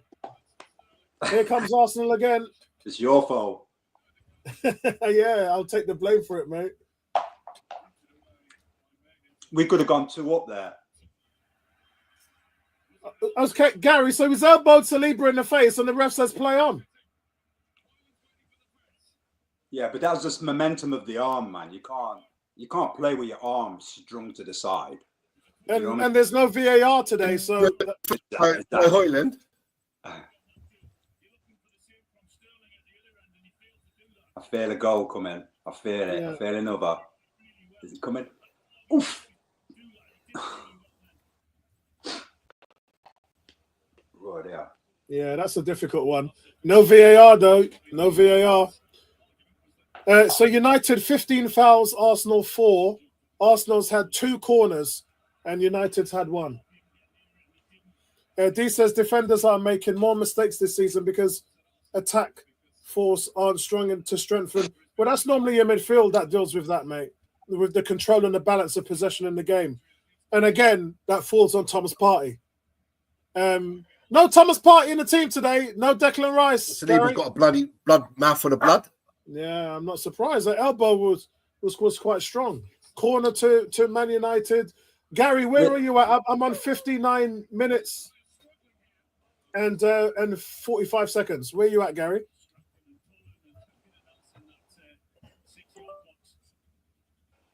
Oh my God! Oh.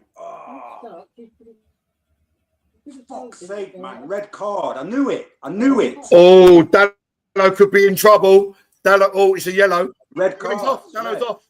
Red. He's Second off. yellow. Leads to a red. It weren't even a red. Garfield did say that there was going to be a red card today. There you go. Whoa, that was dangerous. United down to 10 men. That was dangerous tackle, though, man.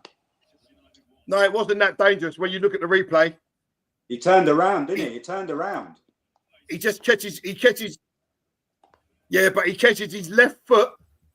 He's the toe of Marino, but it's a yellow card all day long. If he's had one, he's off. No two ways about it. So it wasn't a straight red, that one. I don't think people.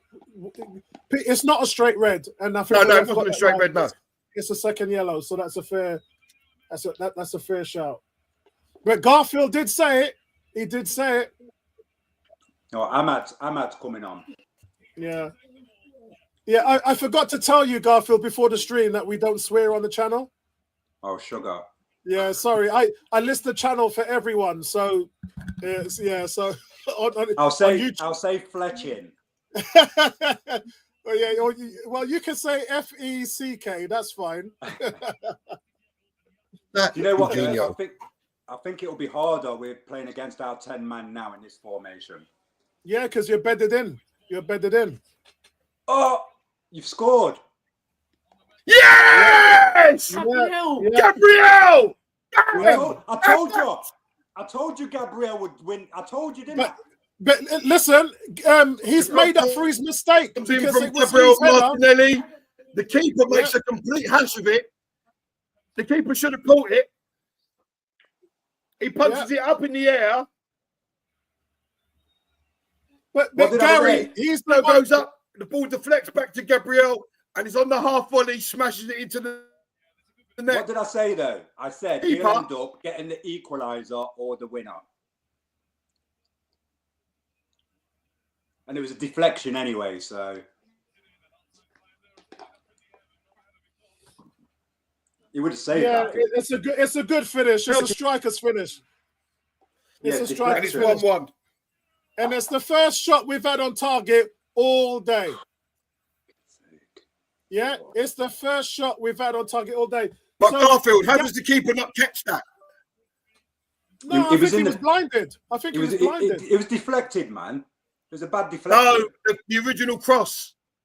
Oh, the keeper's got to catch the original cross. Yeah, you're right. Yeah, you're right. Yeah. That's all right. That's all right. We still got this. The cross is just a lolly. It's not a difficult cross. It's not a difficult cross for him to. Yeah, it was. Yeah, it was deflected. Yeah. Yeah, I wouldn't call that a set piece goal though, bro. But I mean, some people might. I wouldn't call that a set piece goal though. That's not a set piece goal. Come on, calm down. Yeah, it's a deflection. I wouldn't call that a set piece. That's not even a foul. You know that. It's not even a foul. Yeah, I don't think it is. So, guys, the Emirates are up on their feet at the moment after Dalot's red card. Arsenal score from their first, as D would say, set piece incident, not set piece. I would say incident. Cross comes in from the left. It's cleared. There's a ping ball effect as Gabriel has shot the ball. It's deflected and goes in coming off the right-hand side. There's nothing the goalkeeper can do about it, but he should have caught the cross, in my opinion. It's Arsenal's first shot on target today, and they score from it. Isn't that incredible? Can't believe it. We're playing so well as well. Yeah, you was. That red card done you in though, man. I knew it was coming though. I knew it. I could feel it. But for me, guys, I said that it was Gabriel that missed the header when we let the goal in. No, nearly. Marine, you nearly got it. You nearly muffed another shot. Wow. The corner in. But Raheem Sterling done well. He beat him, gets to the byline, pulls it back. Marino hashes the shot. I don't think it was going in, but it's been headed wide. Yeah. No, yeah. I was on target. It hits the lift on the back. And then Martinez flicks it with his head, and it's a corner. Excellent. Here comes Arsenal raging. 65 minutes gone. Still a lot of football to play today. And it just goes to show you how much Arsenal's struggling. Hey, Raheem Sterling can beat a man so easy. Look at that. Listen, the ref, you know what, though? The ref has been biased, man, to you today. Yeah. Mm-mm.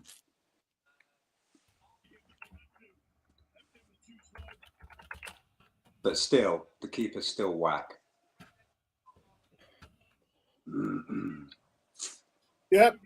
Cranky said Sterling about showing how to beat a defender. Yeah, he's been doing that all his career. And Camp says Sterling beats his man better than anyone on our team, Cranky. Oh, Marino, come. Yeah. Sterling beat a man so easy, it's just second nature.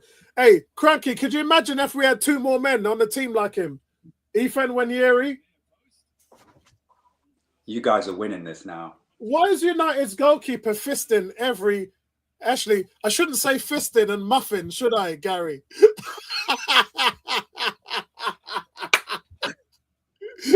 Gary.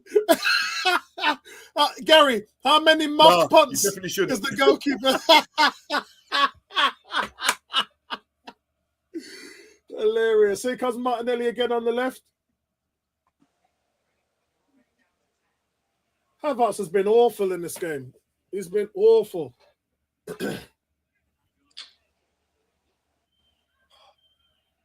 See it out. Well done. Yeah, there's just Havertz has just not been at the races. I don't think Timber's played well. Gabriel struggled before that goal. As I said, I think he was the person to blame for the initial goal that we let in. Jorginho has not played well at all, as well, in my opinion. Look at that possession, last 5 minutes. Arsenal possession in the last 5 minutes. Arsenal 83%. Yeah, it's mad. It's mad, bro. Go on, Raheem. Go on, Raheem. Oh, too much. You should have knocked that ball through.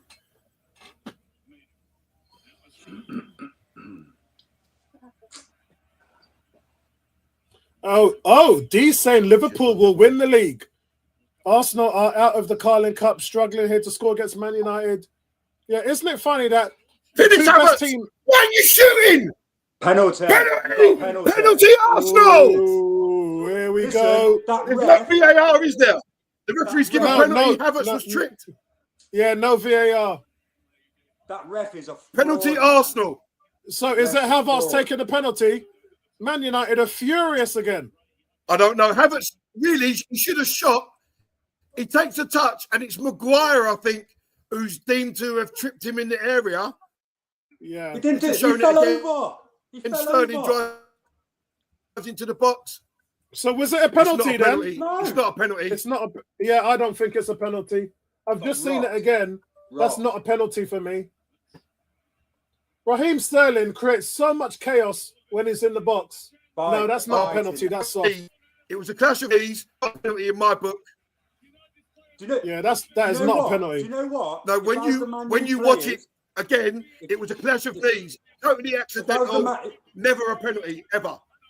If I was the Man U players and I was the captain, I'd be taking the players off the pitch. He's calling Havertz a cheat. Right, let's have a look. Excuse me, fletching. Yeah, so look, guys, I have to be consistent here. Martinez. No. Ugarte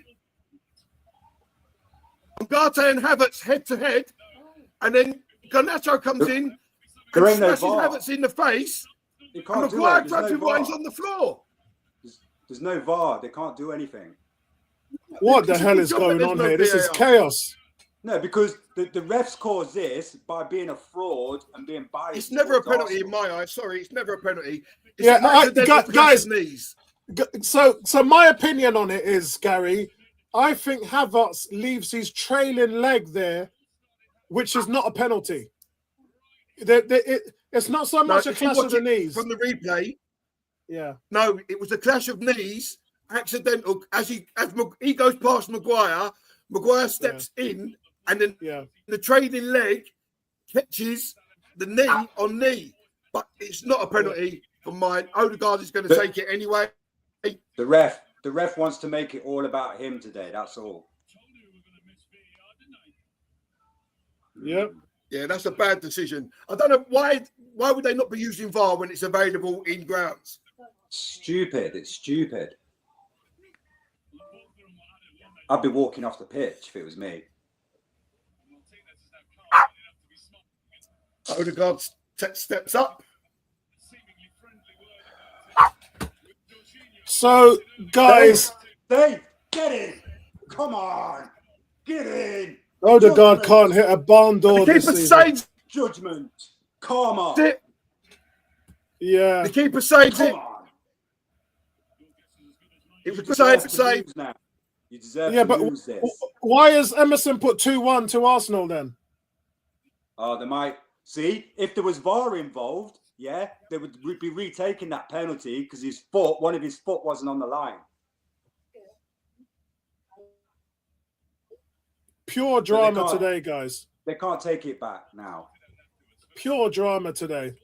You know what? And they should have done a thingy on him. You know what they did to Ruud van Nistelrooy? What Thingy did to Ruud van Nistelrooy, charging up behind him and with his arm in the back of his head. That's how they should have celebrated that. Well, that was justice because I didn't think that was a penalty. So that was justice. Yeah. Yeah, I thought that was justice, sir. Yeah, I agree. The other thing about it is I don't even think coming on for Mikel Merino. You're definitely going to win now.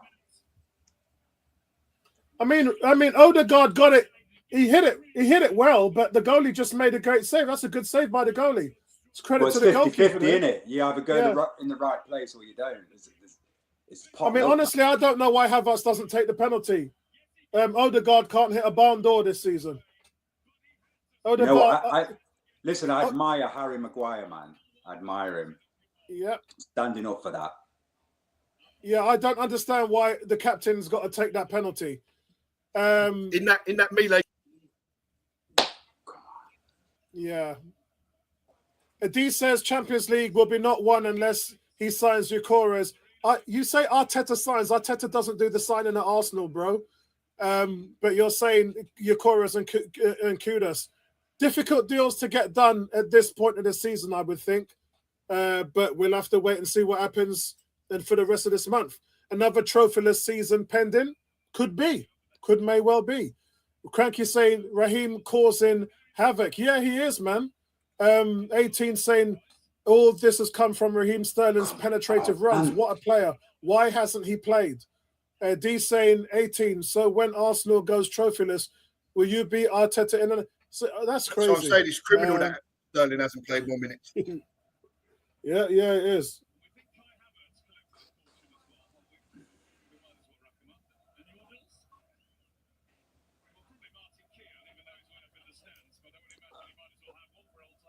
I'm still sticking with my Arsenal taking it in extra time. Yeah, true. The game is just chaotic right now. Well, I said 2-1, didn't I, in normal time? You did. So I'm still on course for both. 18 saying Arteta in for me, D. Don't bite the hand that feeds you. Yeah, no, but you need to win trophies, right? Oh, yeah, every team needs to win trophies. Unfortunately, not everybody gets that privilege. That's just how life works. Some Arsenal fans don't realize that.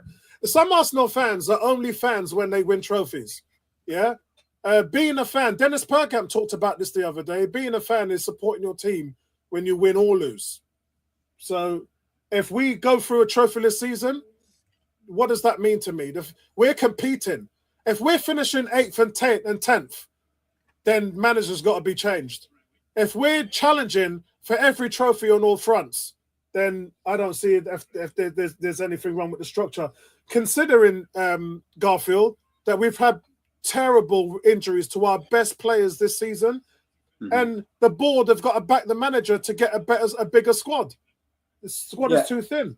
So if Arteta's not buying the players or picking the players, who's doing that then? At the moment, Tim Lewis and Richard Garlick are doing that because we don't have a technical director. So he doesn't. Oof. But normally that's Edwin. Oh, what a save! What a save for the Man United keeper! Lovely crossing from Odegaard. Declan Rice hits it. It's going in, and the keeper fronts up his left hand and puts it over the bar. It's just waltzing into the penalty area, not even picked up. Wow. Look, just the only thing you say there, he's got to head it down. If he heads it down, that was a good save, man. That was a good save. Wow. If he heads it down, it's a goal all day long. Yeah. But when you've got these big keepers that are 6'4" or whatever he is, he's got the reach. The keeper's down injured now. Oh, man. Look, we're coming up to 80 minutes, man. We just need to get through to 80 minutes. Wow. I think we can shut it out.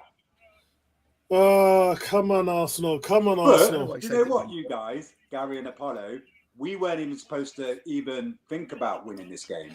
I know. Seriously. Well said. Yeah, well said. Yeah. So to get this far in a draw. Yeah, but see, Goffin, I don't buy that, man. United, like, they may be having a bad season, but they're still got decent players.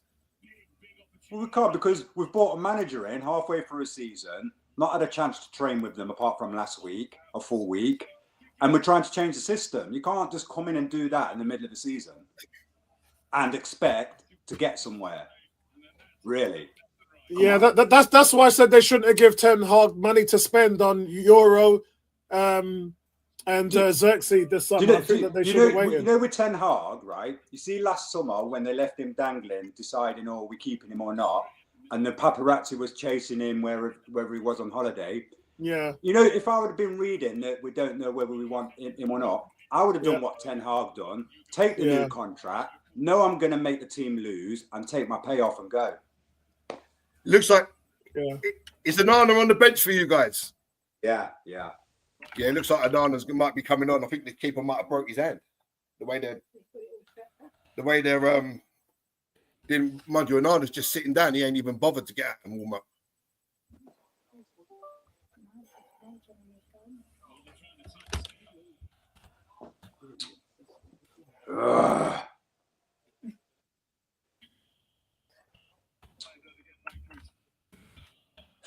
Do you know? Yeah, you know what it is, Cranky, with Sterling. He's obviously learnt the routines of Arsenal, which he couldn't pick up, because that was Arteta's excuse, wasn't it? He's not up to speed with the way the team plays, which I thought was a joke of a comment. Yeah, I agree.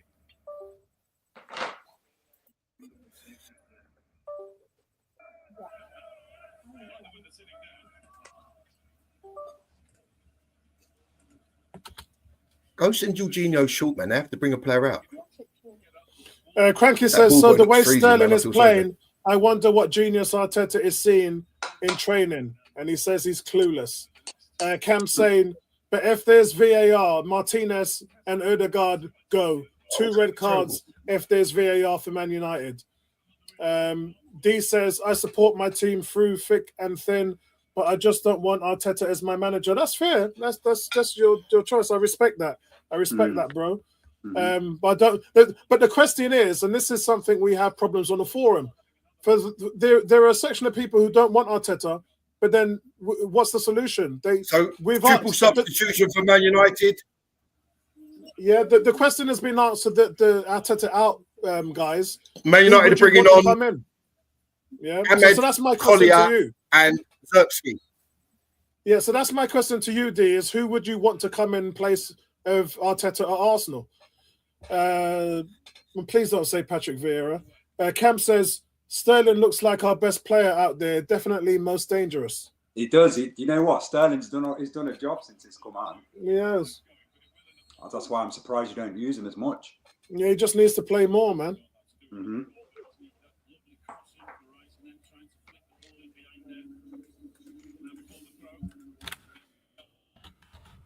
Oh, Hoyland's coming off. So Manu, Hoyland, big changes, man. and Garnacho, Zirkzee. So Diallo, Collier, and Zirkzee coming on for Garnacho, Manu, and Hoyland. Wouldn't surprise me if Zirkzee, after what he's been through the last couple of weeks, he gets the winner. Mad. Can you imagine? Throw the damn ball, man. This gets on my nerves. Throw the ball, for crying out loud. So 10 minutes left, guys. Last 10 minutes. Cam says Sterling goes on a mazy runs and just hurts the defense. It was a good penalty by Odegaard, to be fair. Their goalkeeper just made a great save. He was just in the right place at the right time. Yeah. That's it. You can't. Yeah, you can look at the stats where players put their balls. How can that linesman see if the ball's out from the other side of the pitch? This ref needs his bank account checking. Yeah, I didn't think that was a penalty. Not every contact means a penalty. So I thought what they should justice do, was done. They should bring VAR into every competition. But the problem with the FA Cup is they can't bring it in because Tamworth, who played Tottenham today, don't have the facilities for it. So it's something that they have to have consistency. And the consistency is just leave it out if teams can't put it in. All they've got. What do you do if you get to the semi-final? When did it come in? It come in the semi-final for the League Cup, didn't it? Yeah, it did. So when the FA Cup, you'd expect the same, wouldn't you? Yeah, Wembley. I think they have it at Wembley, don't they? D says a winning manager, Apollo. But who? Who's a winning manager? There's a lot of winning managers in the world, but would you get Simone from Atletico? No, he don't want to come here. What's Zidane doing at the minute? Zidane don't want to leave where he is. Zidane's on holiday, bro. Yeah, he don't want to leave where he is. I'd like Jurgen Klopp, but he's in America. I'd take Klopp in a heartbeat. Yeah, but Zidane's not even in work. No, he does because he doesn't want to. He doesn't want to manage. He doesn't want it at all. Yeah, the biggest problem is if anyone wants to change their manager, they have to have a backup plan. Otherwise, you'll just be left with Albert Headphones taking over the team. Yeah, or something like that. So this is the problem. Like This is why Chelsea have been in a funk for so many years, because they've recycled their managers so many times. Liverpool's manager Slot, he's in a good place because, like Ten Hag, he's come into a team, but the difference is Ten Hag took over a team that was struggling with Mourinho, whereas Slot's taken over a team that beat Man City for the title 4 years ago. So, and the team hasn't changed much apart from a few pieces, which are good pieces. It's a solid team. Liverpool were in a title hunt a month after before the season ended last season, so they were there or thereabouts.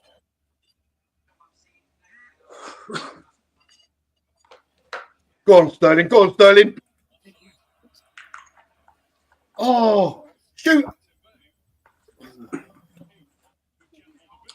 Rice looks like a man on a mission at the minute.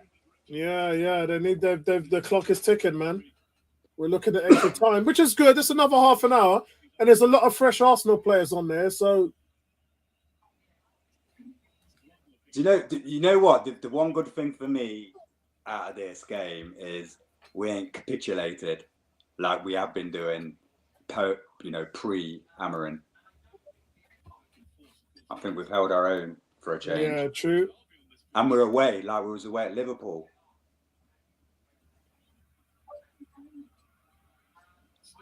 Oh, the keeper stayed on. I didn't even notice that. Yeah, he stayed on. He's just caught a ball. I don't know why he didn't catch the ball that led to the goal. Makes no sense, that. Yeah, Maguire's my man of the match for Man U anyway.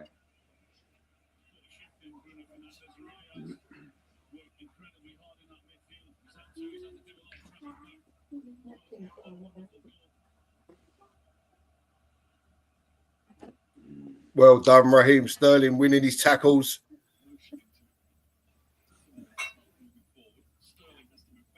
What time are you on, Gary? 85-30.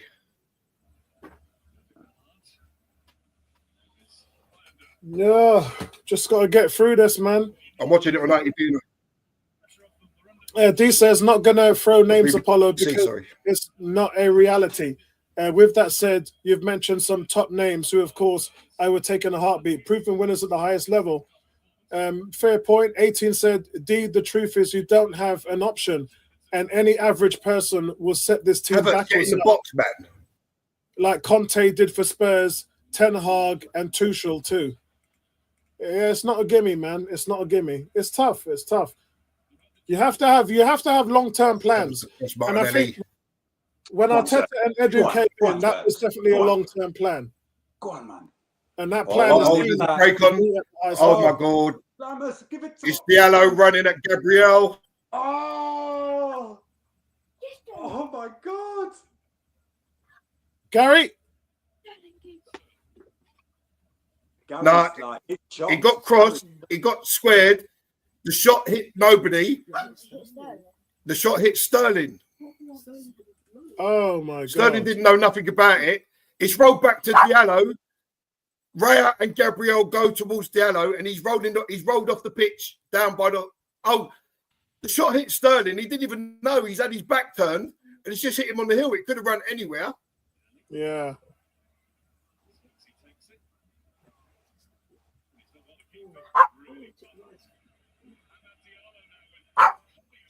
Well, at least we had the numbers there, Gary. Yeah, it hit Sterling. Sterling, he's drifted into the box, and he's facing the goal, and the ball just hit him on the heel. Oh, cross! Yeah. No one there at the far post. Well, at least Zerki's shot was on target.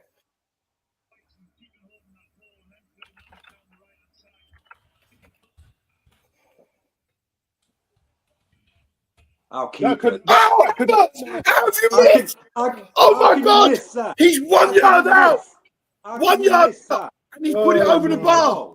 God. Open goal. 1 yard! Missed it. Havertz is having an atrocious... You know what? Havertz is having a Lukaku-type game. Poor, man. Poor.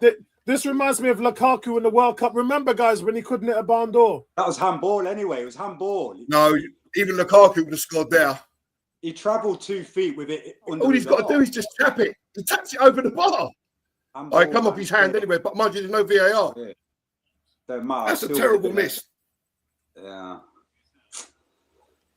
Was that worse than his first one?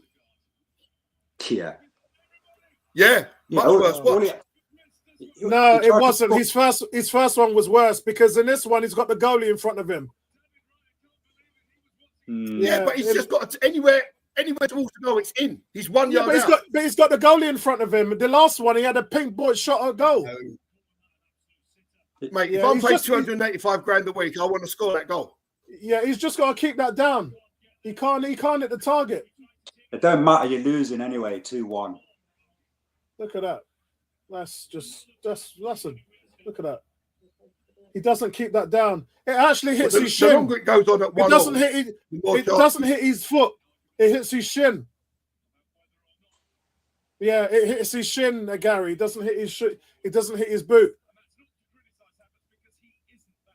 This refs, man. Yeah, I was gonna say. He thought about not giving that free kick there. I don't know why he hesitated. Man United free kick. Yeah, but why is he hesitating? Big inside the Arsenal half, chance for them to put the ball in the box. Yeah, why is he hesitating to give it? Because he's a fraud. Yeah. He's a fraud. Check his bank account, man. So United get a chance to put the ball in the Arsenal box. And it's going to be a goal. A goal here surely sends them through. It will. Come on. I beg, Lord. Our Lord is the best. Both teams have got 3 shots on target. Havertz missing 2 sitters. No. And Maguire hits it back across and it's safely in David Raya's arms. Oh, you got it. You're on the break. Oh, go on, Raheem. Go on, Raheem. Take him out. Take him on. Take him on. Take him out, man. Take him out. Look, dilly-dallying on the ball. That's why. Oh. Listen, if you can't beat a 10-man poor Man United side at home, man, it's embarrassing. Do you know what, Garfield? It's harder to play against 10 than it is 11. Yeah, I can see that. Yeah, true. Cam says labouring against a 10-man. Cam says labouring against 10-men poverty United side. Dalio is going to win it for them, isn't he? It's a special kind of pain having to witness Martinelli slowly transforming into Stuart Downing. Emerson says, "What's a poverty side?" That's Stuart Downing minus the conviction. What is it, Cam? Can you reiterate what a poverty side is, please? Because I'm intrigued to know. Martinelli thinks a lovely ball to the back post, and there's no Arsenal player in sight. Yeah, none in sight. Havertz is having a United guys even have to head it out for a corner. There was no Arsenal in sight.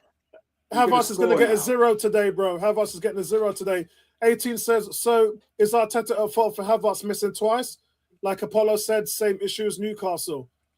Cam said, it's Man United, Garfield. Poverty United. Well, tell him to look at the financial records and see if Man United are a poverty side. Yeah, we're Set Piece FC, man. Set Piece FC, Dark Arts FC. What else FC are we, Gary? We're so many FCs we are, man. Arsenal. Oh, the ball hit Gabriel in the head. I've gone the wrong way. Southampton 1-0 up against Swansea. Newcastle Bromley is over. That's 3-1 to Newcastle there. Easy win for Newcastle at home.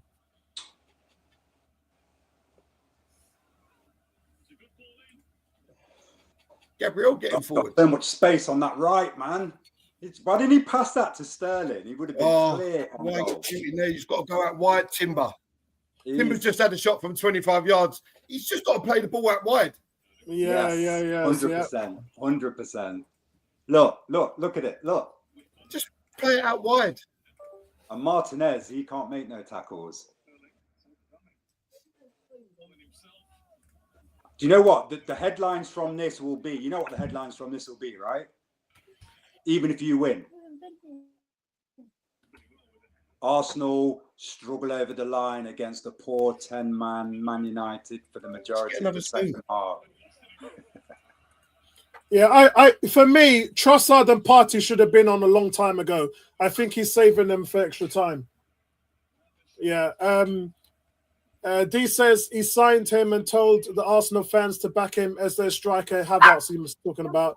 I don't back him as my main striker, and like you rightly said, I've got no option.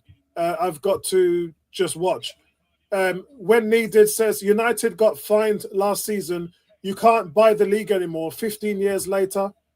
You're through us.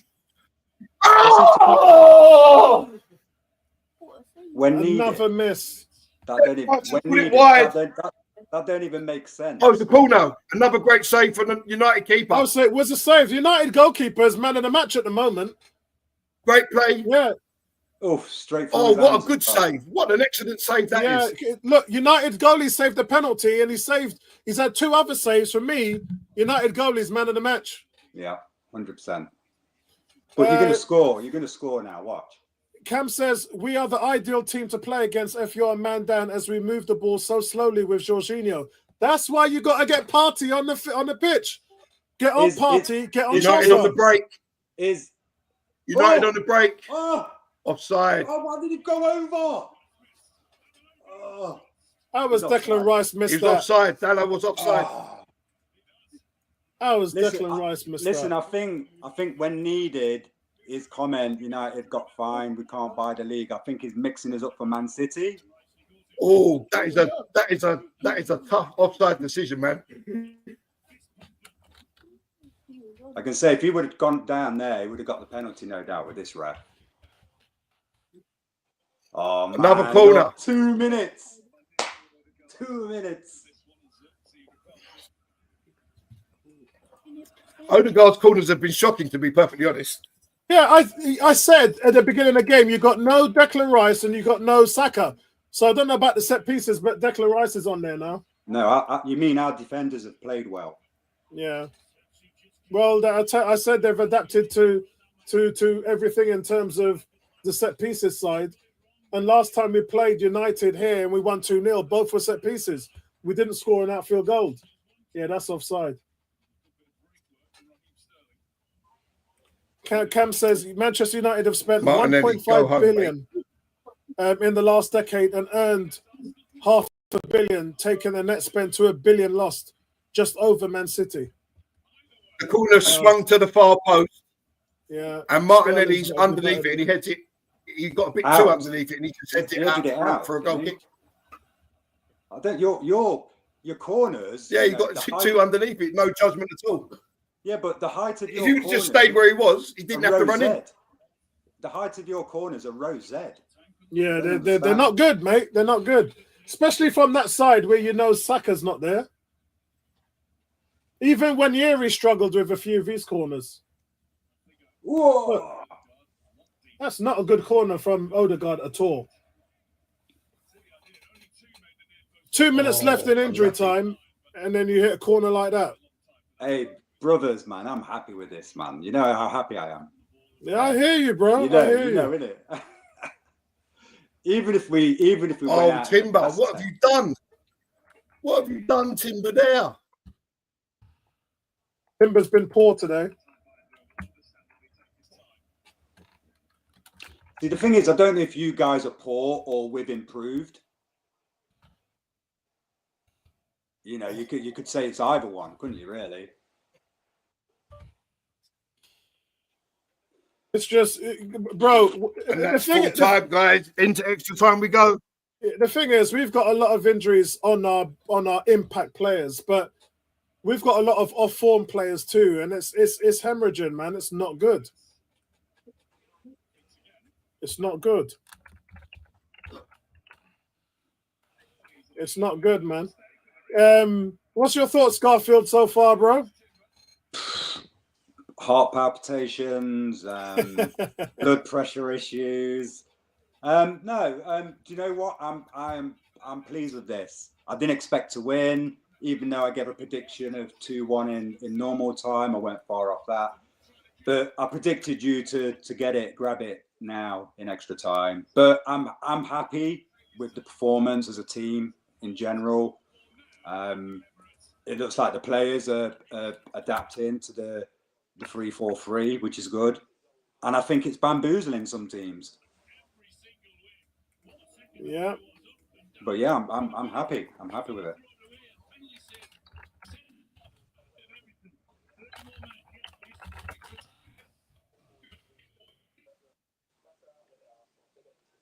Let's have a look. So we've got extra time. Cam says the whole world is laughing at us with Havertz, but Timber and Jorginho haven't been good either. I got to be honest with you, it hasn't been a good display all around. Even as I said, Gabriel's fault for letting the goal in, but he does score and get the equaliser. But the goal shouldn't have been let in. Tony said this is why Arsenal must buy a striker now. They're trying, Tony. They're trying. Emerson says extra time. Cam says how all our players can't hit a ball cleanly. Yeah, how is it all of our players can't hit a ball cleanly? This is just so shocking from the team. Who would you try to sign? I like the fact that you said try to sign because it's difficult to sign anybody in this month. But honestly, I would give up Aston Villa and ask them how much they want for Ollie Watkins. That's what I would do. They probably wouldn't sell him anyway, but it's worth a punt. There's no one else really available, is there? So, I mean, to be honest, we've had chances to win that in once United go down to 10 men. We missed a penalty. You know, No. Havertz has had 2 glorious chances and he hasn't even got it on target. No. What you meant to say, Gary, is 6 months ago, when you got if you got 2 chances, one 7 yards out and one 1 yard out, and you can't hit the target from either of them, something's wrong. Hold on, Gary. Let him finish. Let me respond. So your comment saying, yeah, we should have won this, we should have done that because we went out to 10 men. Yeah, maybe a couple of months ago that would have been the case, but the players have got to fight now. You know, they're fighting for the manager. They ain't fighting for no idiot boy that lets them get away with murder. Now they're fighting. You can see it. They're fighting 10 men, fighting against 11 men at Arsenal. I mean, the bottom line is the bottom line from my side is the shooting is just, this is the worst I've seen it in years. Cranky said I would try Sesko. Sesko said he didn't want to come. I would Sesko, honestly. Man. He ain't the guy. No, they said he didn't. He said he didn't want to come. The truth is, guys, against Newcastle and today, we've got 18 shots and 4 on target today. We had 23 shots and 3 on target against Newcastle. So in our last 41 shots, we've hit the target 7 times. That kind of efficiency at this level is not good enough. It's not good enough. And that's the bottom line. That's the simple fact, guys. It's not good enough. So Trossard's come on for Miles Lewis-Skelly. Okay. What are they doing there then? Penalties. Oh, no. They're going 3 at the back because they got it. Yeah, they're going 3 at the back because they got 11 men. They got 1 man advantage. And he's come off for Tyrone Malacia. So we're going... Or Tyreek Malacia, whatever his name is, I don't know. So, Gary, formation is 3-3-4 because we've got 1 extra man. So we're going 3 at the back. I don't know. They're just doing the old coin toss to see who kicks off. It makes sense. 3-4-3. Are you shaking hands with the referee for it? Not necessarily if you put on an extra striker for a defender. So you're essentially going 3-3-4, which is how Holland used to play back in the day. Remember, Holland used to play 4-2-4 and 3-3-4 back in the day. Made them the most attacking. Hey, who's at left back? Yeah, hey, can you guys remember that game at Highbury? Remember the FA Cup game? Right at the end, who was running down the left wing? Remember that? Yeah. Remember that? I feel Zerk is going to make that happen today. Watch.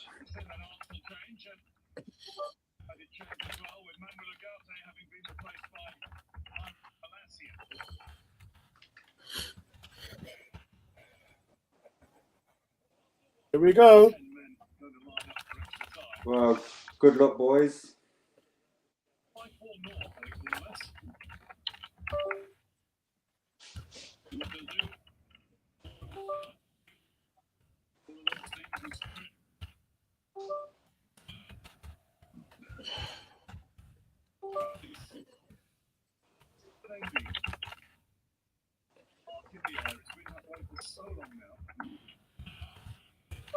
Here we go. So you guys must have kicked off already.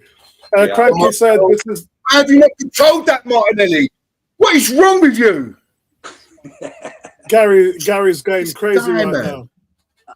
now. D said, "Cranky." Jorginho just lobs the ball through to Martinelli. He's on the ball. He just doesn't control it. D says, "Cranky live." He says, "Sesko would not be a backup. Arteta loves Havertz.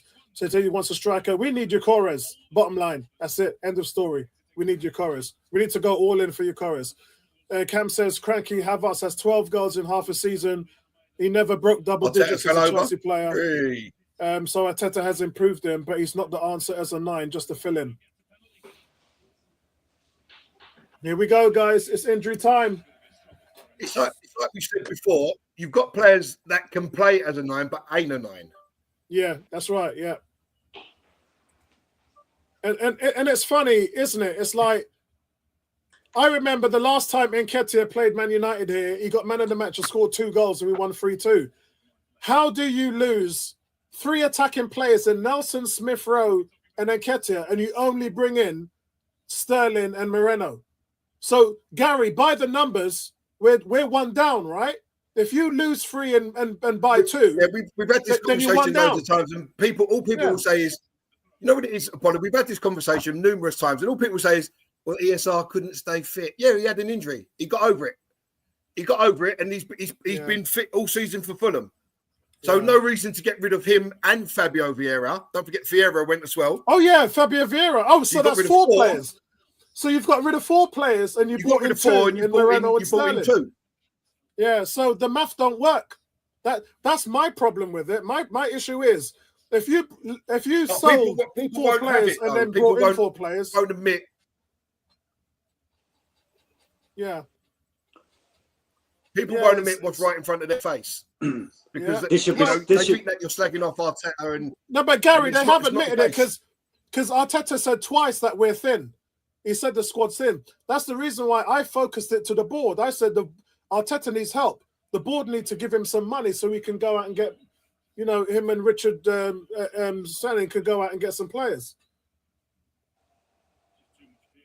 Him and Richard Garlick, because they don't have a technical director. So Tim Lewis, Richard Garlick is doing all the running around.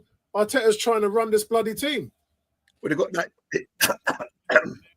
Is it Jason Ayoto or someone, whatever his name is? Jason King. He's the They got Jason King there. Yeah. Sporting director. But they're basically fluffing around trying to get a striking player in with no technical director. And the board just need to give them some money to spend. That's the bottom line. Well done, Gabriel. Put your body on the line, mate. Brilliant. This should just go to penalties. The blocked a shot there from Declan Rice. Should just go straight to penalties. I think that's your best way of winning, Garfield, is if it goes to penalties. Well, if it goes to penalties, we'll win it. Really? 100%. Yeah. Is that because your goalie's playing well today? Yeah, and he saved the penalty already, so it's an omen. That's how I look at it anyway.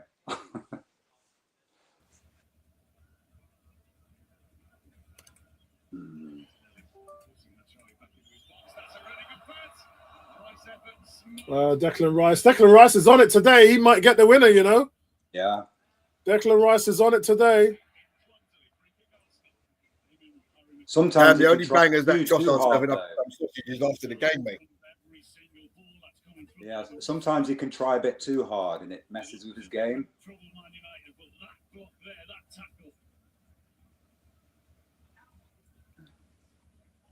Desperate lunge. Wonderful.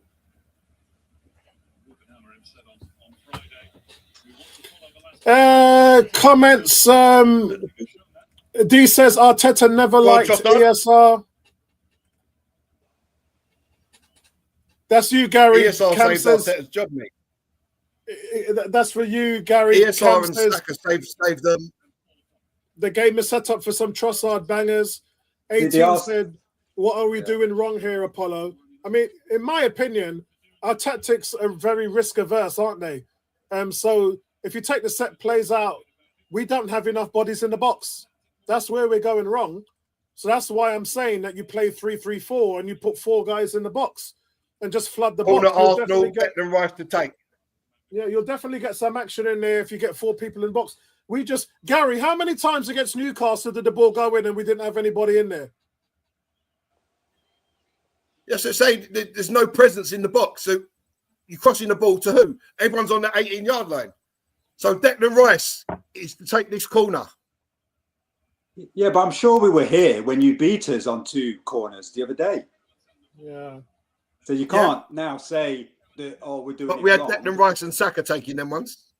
Yeah, true. Yeah, Saka was playing, wasn't it?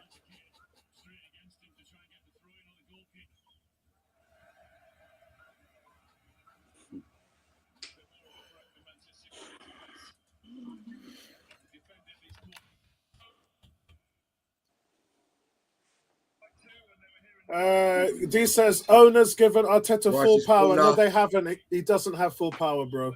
He doesn't. Arteta worked for Edu. Edu employed Arteta. That's what happened. Those are the facts, bro. Let's not make stuff up here. In charge right now, Richard Garlick deals with all player contracts, negotiations, fees, and all of that. He deals with all of that. And Tim Lewis is the senior acting board member above corners, Mikel we just got to Arteta. come up with So new Tim Lewis Yeah, is we've the got to play it short or something. so Bring a Tim man Lewis on. is the guy who's employing the new technical director. What is that, Odegaard? That's where we're at the moment. So at the moment, Arteta's job is to get a job done on the pitch. That's it. They ask him to dabble in terms of ask for his 2 cents and his opinions on some transfers, but that is not his job. You already know that, bro. I don't have to tell you that. But it says he's a sub-novice manager, you're calling him. So, yeah, you really hate Arteta, don't you? I definitely wouldn't call him that. Cam says, Gary, let's hope Trossard saves us. He needs to save himself and his reputation. Trossard's 14 already goals got 1 foot out Trossard the door, scored. Cam. Yeah, because he turned the contract down, didn't he? Havertz is having a stinker. Can't even control a simple 5-yard ball. That's a terrible corner from Odegaard. Terrible. The way you're playing, you deserve to lose this. You know that. Yeah. No, he's not running. He's not running the show, bro. And you know I know the inside running, bro. So I know he's not running the show, bro. It doesn't work like that at Arsenal.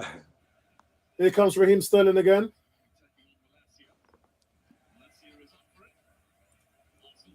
Apollo. Yo. 18's asking, what do you think you're doing wrong? Yeah, I answered that one. I answered it. I said that our tactics are so risk averse, and that's the reason why we don't have enough energies in the box, because they're always thinking of everything. They're thinking of the back end. They're not thinking of. They'd rather, which is why he's gone out and spend all this money on defenders and create the spine. You've got a strong, stiff arm, metal arm, but you're firing. You're a glass cannon, essentially. You're firing blanks up top. If you could fill one position this January, which position would you fill? One. If it was one position, it would be left. It would be on the left. It would be left winger. It would be Nico Williams. I'd go out and get Nico Williams. That would be my fill. I'd like that as well. And then striker would have to wait until the summer. That's if it was me at the helm. Because the people don't realise you need, once you get somebody who can beat a man, you're set. It changes your whole dimension, because then you're sucking the defense towards you. Saka, the reason why we're struggling worse since Saka's gone out, because Saka creates a double team in every game. Now you don't have to put a double team on him, so you can send that other player elsewhere. Saka dictates your whole attacking line. He really does. Timber. Not having him there. Oh, Timber off. Easier. Timber off. Thomas Partey on. Partey should have come on ages ago. Is he even in the right headspace, man? He's got some stuff going on, right? Well, let's hope and wait and see. Yeah, I think that's the difference with Amaran. When you look at Man United with Amaran, right? He's got a stellar track record and managerial experience. You just missed an open goal. Arteta didn't have that. Oh my God! Is that a clearance? He just missed it. Open goal. What a man. clearance that is. I don't know what United player it was, but No, Trossard it was is you. about to tap in. It's No, a goal it's not. kick. What's given there? Is it offside? It's a goal kick. It's a goal kick. He bluffed it. Did he just miss it? Yeah. But it's not a corner, I don't think. Is it? No, it's off the line, mate. It's off the Yeah. line. It's off the line, yeah. So your goal's coming, man. Your goal's coming. Yeah. But not with Harry Maguire's. If Harry Maguire's got something to do with it. Do you know what? I can count on two hands how many refereeing fouls we've got this afternoon. We're gonna be down to 10-0 in a minute because Havertz is gonna get sent off. He does. He needs to. He would have seen on the. He's on a yellow to hit any half-time, foul. He would have seen at half time the mistake he made. He would have looked at that. Someone would have showed it to him and said, "Look, you've got to level this game out." Oh my God, Trossard, man. Yeah, it's cleared off the line. Yeah, it's cleared off the line. Good clearance, man. Yeah.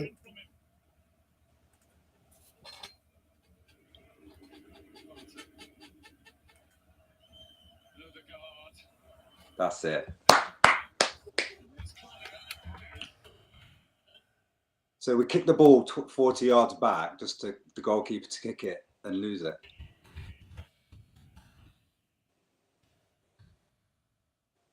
And then Xerxes tries to chest control it and it comes off. I don't know what part of the body it comes off, but it went out for a throw.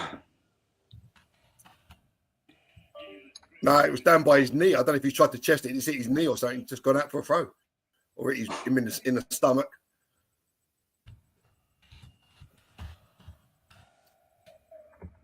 This is where we want to suck you into and then get you on the break. Trossard's ass, man. Trossard. Yeah, Trossard needs to redeem himself today, man. Needs a good game.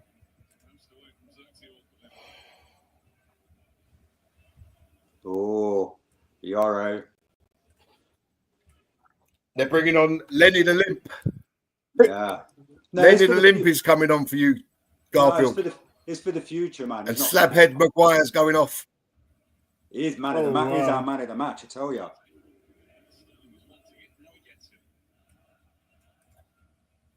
think he's injured though, Maguire looks like.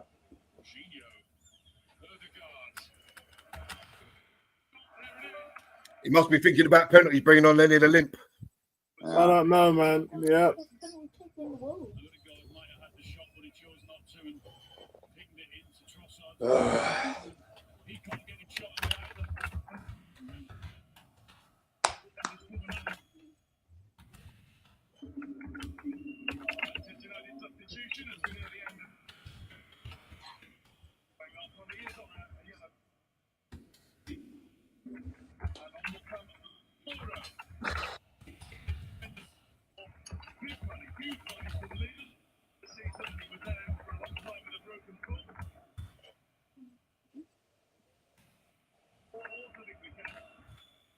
This keeper's kicking is terrible. He's kicked every ball out of play. Hey, he can kick like that all day if he's keeping goals out.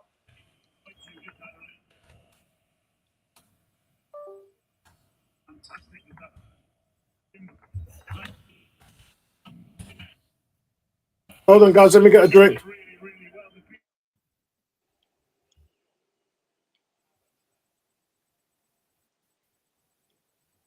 Oh, we've got Havertz on the right wing now. I don't know, but you're wasting so many balls, Gary, man.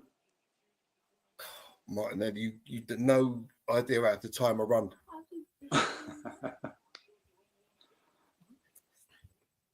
To be honest, it wasn't a great ball from Havertz, and that's the end of the first half of extra time. No, 2 minutes added on. 2 minutes. Yeah, 2 minutes. Do you know what, Gary? I'll take penalties now.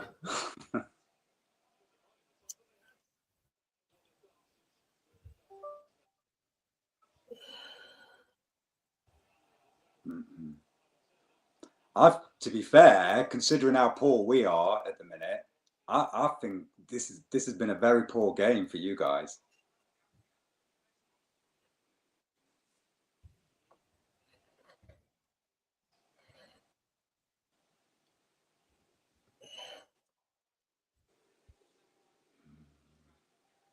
We got no mix-up in our play, Garfield. So everything is the same way throughout the game. You know what I mean?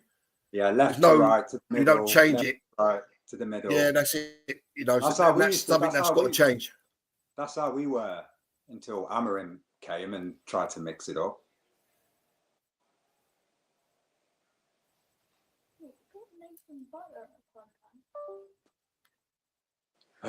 Come on, man.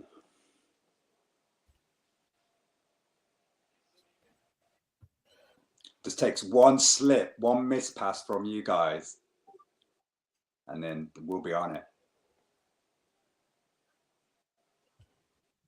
Watch him on the outside. Watch him. Good play, man. I don't know why Odegaard's trying to pass that. You turn, you've got an opportunity to shoot.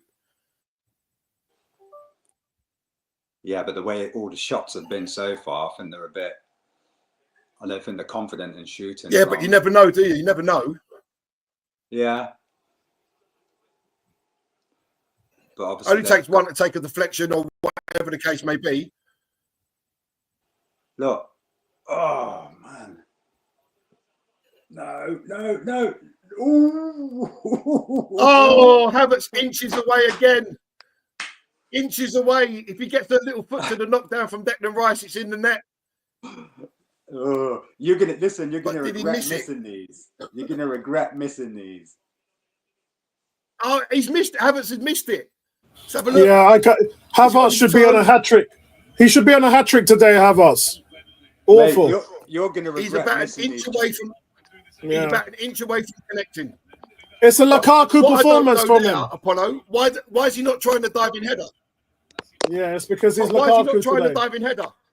Yeah, it's terrible. It's just absolutely terrible.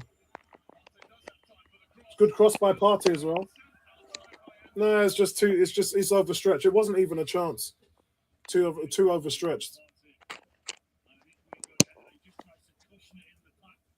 Come on, lads. Just 15 more minutes to get to the penalty. Yeah, this is going to be a tight one, man. Gary, to be honest with you, if you win, you win. If you go out, I mean, I want us to win the Champions League. I think we've actually got a good chance to win the Champions League this season once we start getting our players back. But at the moment, we're in a funk. Yeah, if you win this game, me personally, it's all right. I will say what a goal line clearance from outside. There's got to be a bit more and just try and get that ball. But I wouldn't be celebrating this win hard if you guys win. I mean, as an Arsenal fan. I mean, I would, because at the moment, see, what you have to remember, we won beaten in 13 games at home before we lost to Newcastle. The Newcastle was an anomaly, and our fans are making it sound like we've lost 5 games in a row. Yeah, but do you feel confident the way your team are playing us, a Man U side, as where we are at this moment? Yeah. Does that fill you with confidence chasing for the league to win the title? Well, I think at the moment we have one problem at the moment now, and it's scoring goals. Like, we're creating chances, midfield solid. We've got the best defense in the league. We're second in the league as well, so we're positioned in the right place. The only thing that's gone off is the goals. The goals have just, we can't hit a barn door at the moment. It's some of the worst finishing that I've seen in years, and that gets corrected. You know, they're not going to play like this every week. They just need a couple of guys to get hot, and then they'll be all right. They'll be in the right reign again. And so it's not a disaster for me. Today, this isn't really as big a game as Sunday in the North London derby against Spurs. If you lose today, what does it mean? You're out of the FA Cup. It doesn't really mean that in the mix of things, because your league form is important. Champions League, where you're in 3rd place, that's the big ones. You win today, then yeah, it's the FA Cup, and you can go a little bit further. And it's a chance of it's an easier chance of a trophy.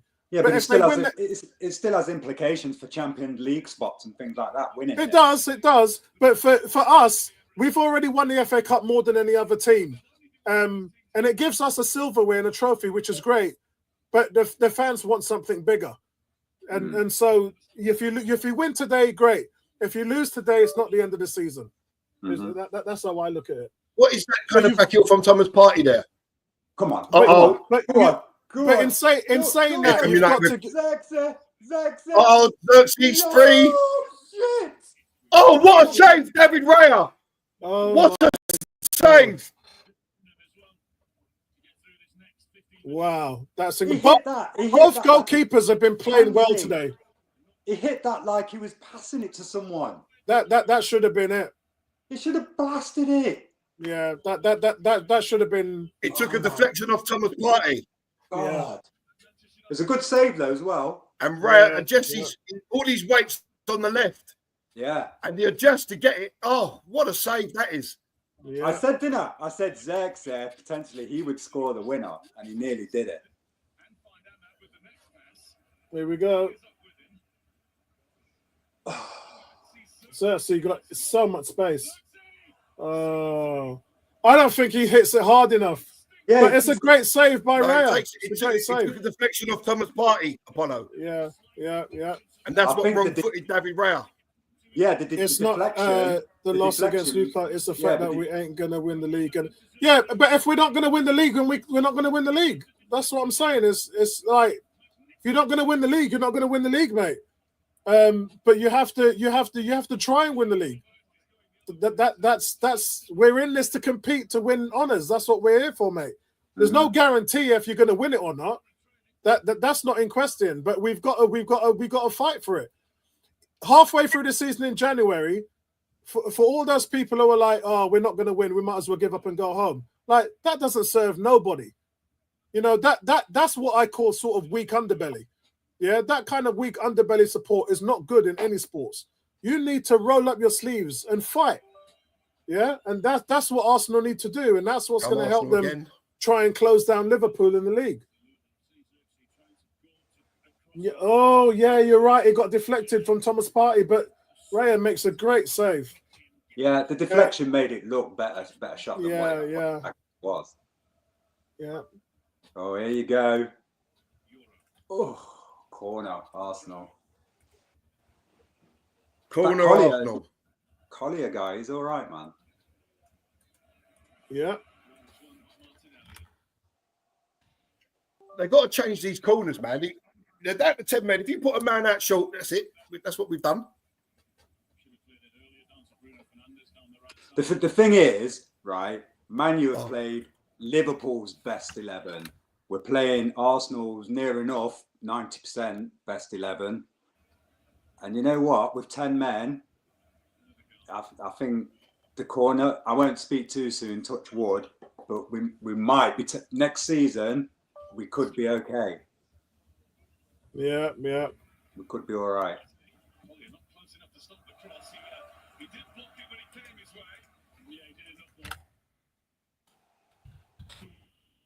Come on.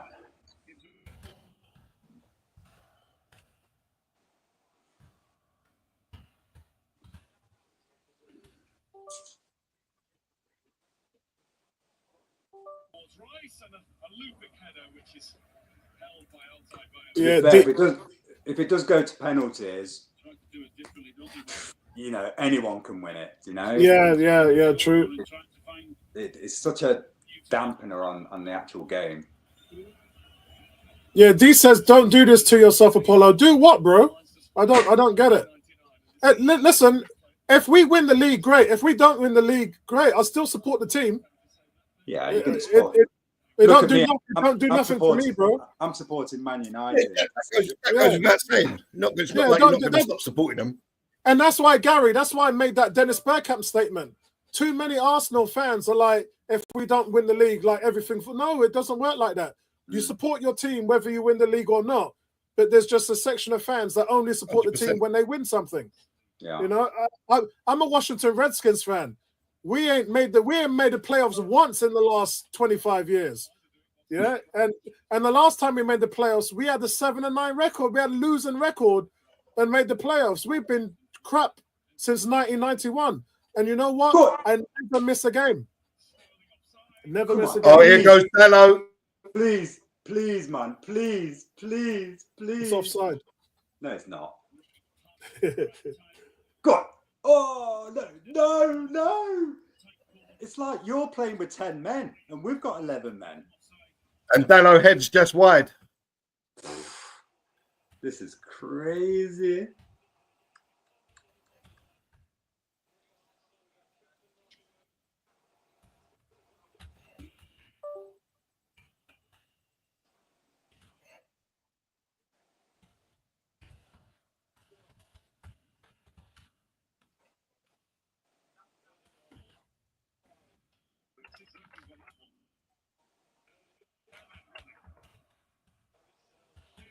Martinelli, make your run to the far post. What's wrong with you?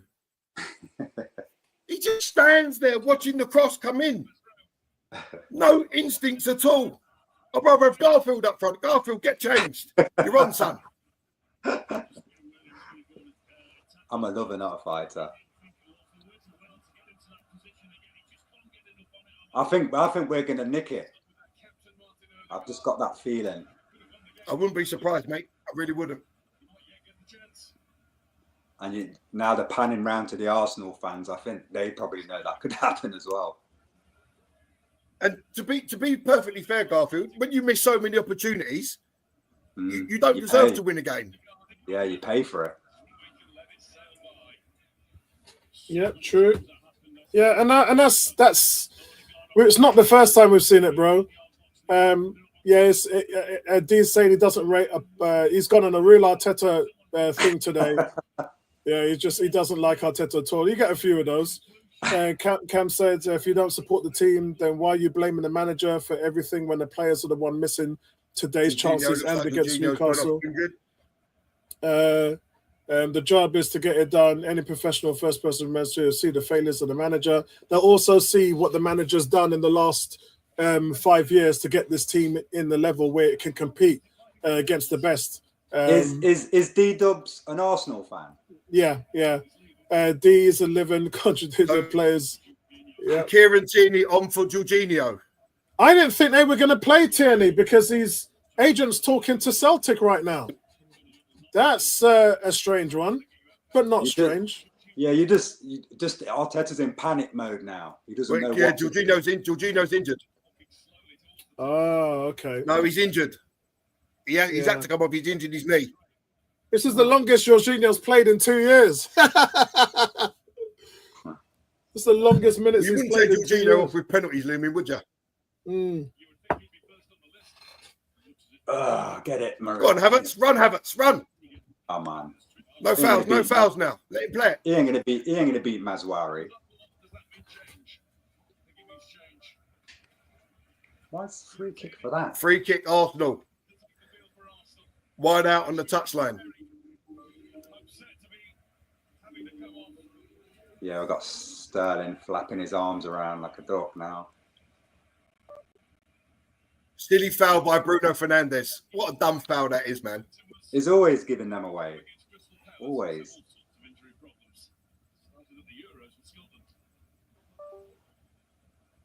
Oh, Sterling, come on. This ref ain't got a clue. Sterling, man, you just effed up there, man. You muffed that. This ref ain't got a clue, man.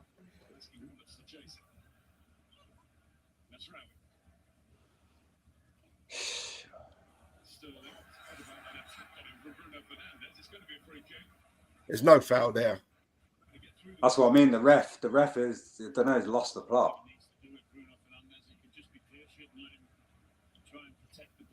And it wasn't from the edge of the area either. Should make you laugh. It wasn't even from the edge of the area. Look at that. Final third pass. 6-yard line. Just take it from the arc line, mate. Well, I don't know. Yeah, we're 38. Yeah, we're wasting. We're just wasteful. Just total wasteful. Just total wasteful. Wasteful.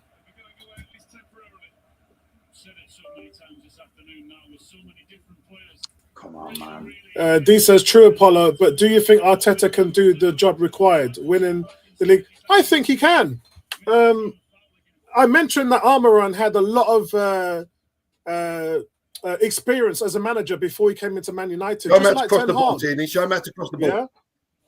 Arteta never what had a cross, experience. What a cross! What a cross from Kieran Tierney. And Havertz is on the edge of the area. Oh, that's My so God. poor. Oh, that's so poor. What a Yeah, I cross believe that he is. does. If I Havertz believe is in that the line, he heads that home. I believe he'll grow into My one God. of the most elite managers in football. I really do. But we've got to be around for that. You can't stop that development, if that makes sense, D. That's where I'm sitting with it. All the other managers we've talked about have been manager for 15, 20 years. 5 Arteta's minutes been to a go. manager for 5 minutes to go, for man. 5 years. So for me, he'll get there. He'll get there, mate. Do you know what's going to overshadow this game? Even if you win, the performance of Amarin's team. Yeah, I think they've done well. They've defended well as a team, and the goalie's been elite. And they've played with 10 men for an hour. They played with 10 men for an hour. Yeah. Right. 5 minutes left. This is heart-wrenching for the fans that are in there.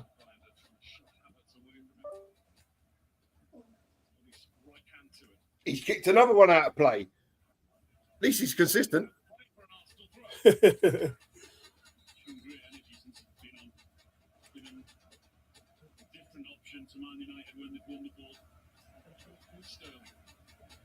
Just poor performances. Jorginho, Odegaard. United have got Martinez. Send your big centre back up. Send your big centre back up. All 5'6" of him. Yeah. And we just haven't had the luck on our side as well. Cam says we need some unpredictable kid to come in and do something. We had that in Guarnieri and he got injured. It's just how it is, mate.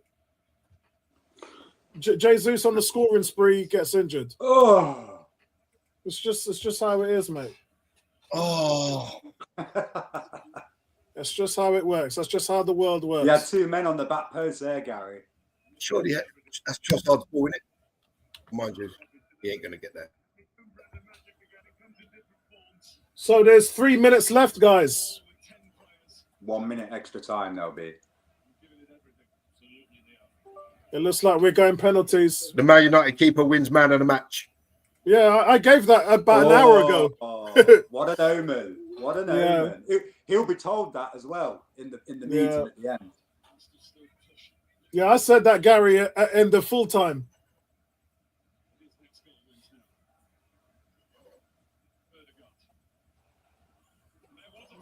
Go on, Tierney, don't pull a hamstring. Good cross there by Odegaard as well. Last attack, man. This is wasted again. Yeah, it's just wasteful. It's just wasteful.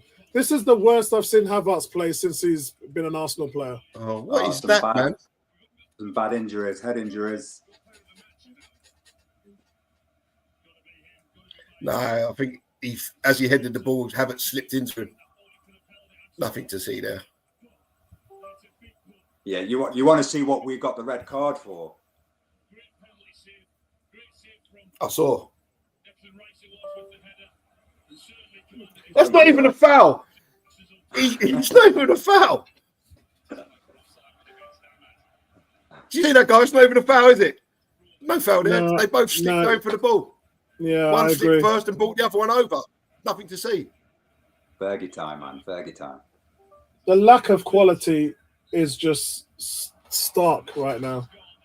Do you think if we would have remained with 11 men, we would have won it in 90?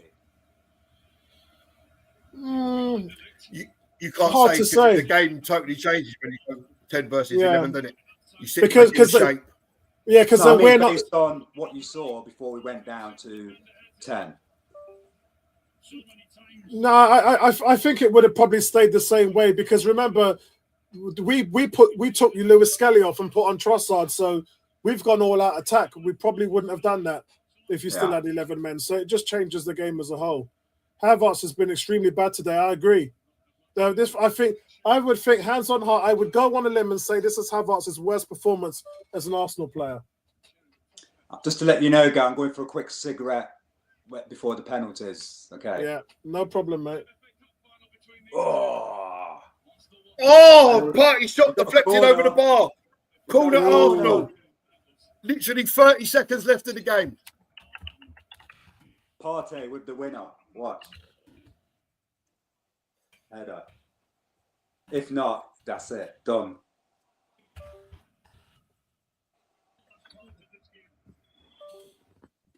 Yeah, Havertz has been extremely bad today. Cam said, "Did anyone forget we're?" Cam said, "Did anyone forget we're playing the defending champions?" Yeah. Good point. Good point. Well done, Cam. Well spotted. Well, that's come down with snow. Oh! Gabriel gets his head to it and it's blocked. Oh, it's still on. It's still on. That's it. Whistle should go now. Yeah, it should be penalties now. Come on, man. Look at him. Cross it. Cross the ball, man. What's he doing? Time's up. What are we doing with our lives? Cross the damn ball. Look at the ref letting the cross come in. Listen, man.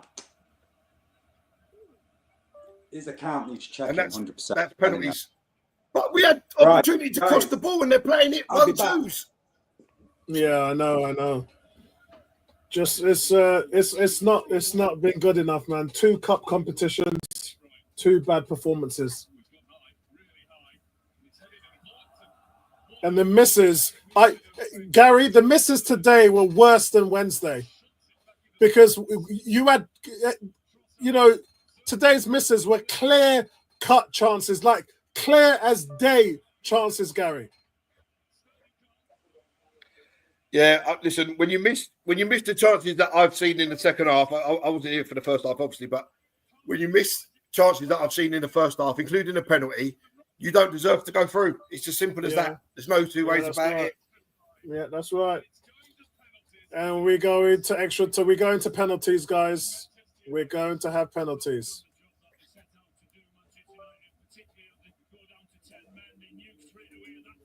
Yeah. So Odegaard's got to step up knowing he's already missed one. Havertz has got to step up knowing that he's played absolute turd and should have had an hat-trick.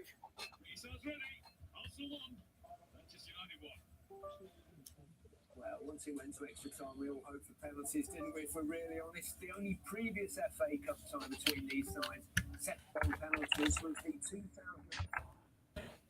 Of course, by Arsenal. Manchester United. Let me just change. Just saying about Havertz.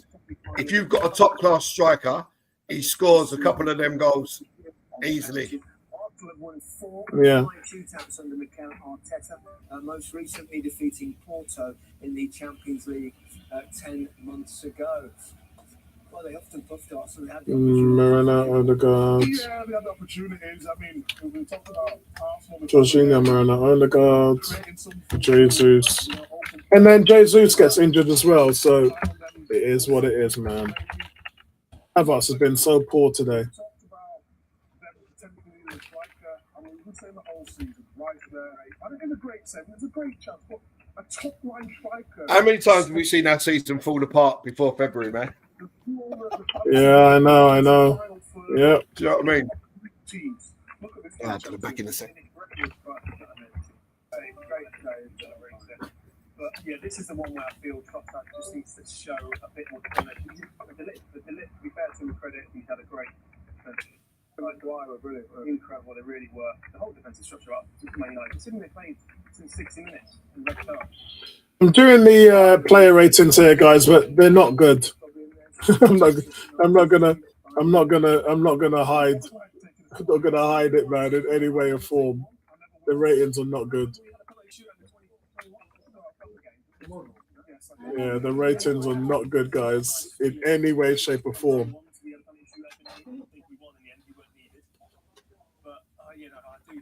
So, based on the 23 shots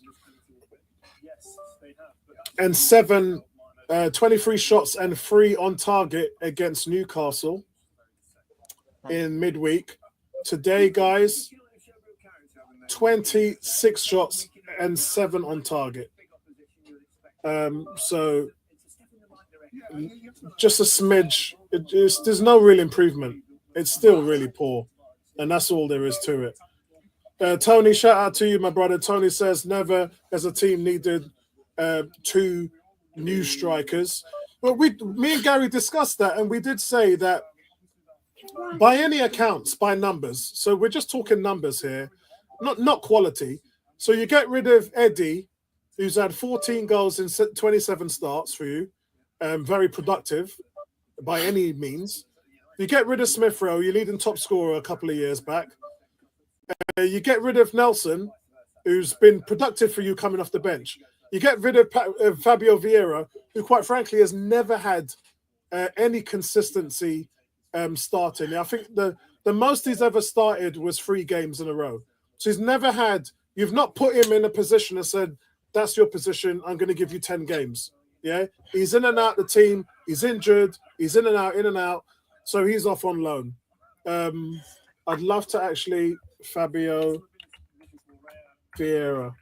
I'm actually going to look up and see how good he's been this season. I have watched 2 of these games by the way. So Bruno Fernandes steps up first. Come on. Yeah, so he scored 2 goals and had 2 in 7 games. So that's okay. That's 4 goals in 7 games. It's okay, yeah. But those 4 attacking players, and what do? You bring in 2 players in Sterling, who has been underplayed, and then Moreno. So you've not added the numbers up. That's behind. Where we are, Tony. You've got 4 out and 2 in. Paulo, you're behind. So Bruno Fernandes steps up. Go on. Here we go. Booyaka! And he sends Raya the wrong way. Raya dives out the penalty area almost. And he just rolls it into the other side. Come on. I think we should just let all our defenders take penalties and just leave our strikers out of it. Yeah, I'm okay. You know what? If you win, you win. So Odegaard steps up next. Already missed one. Keeper's already saved the pen. Come on, beg. God is with you. Please.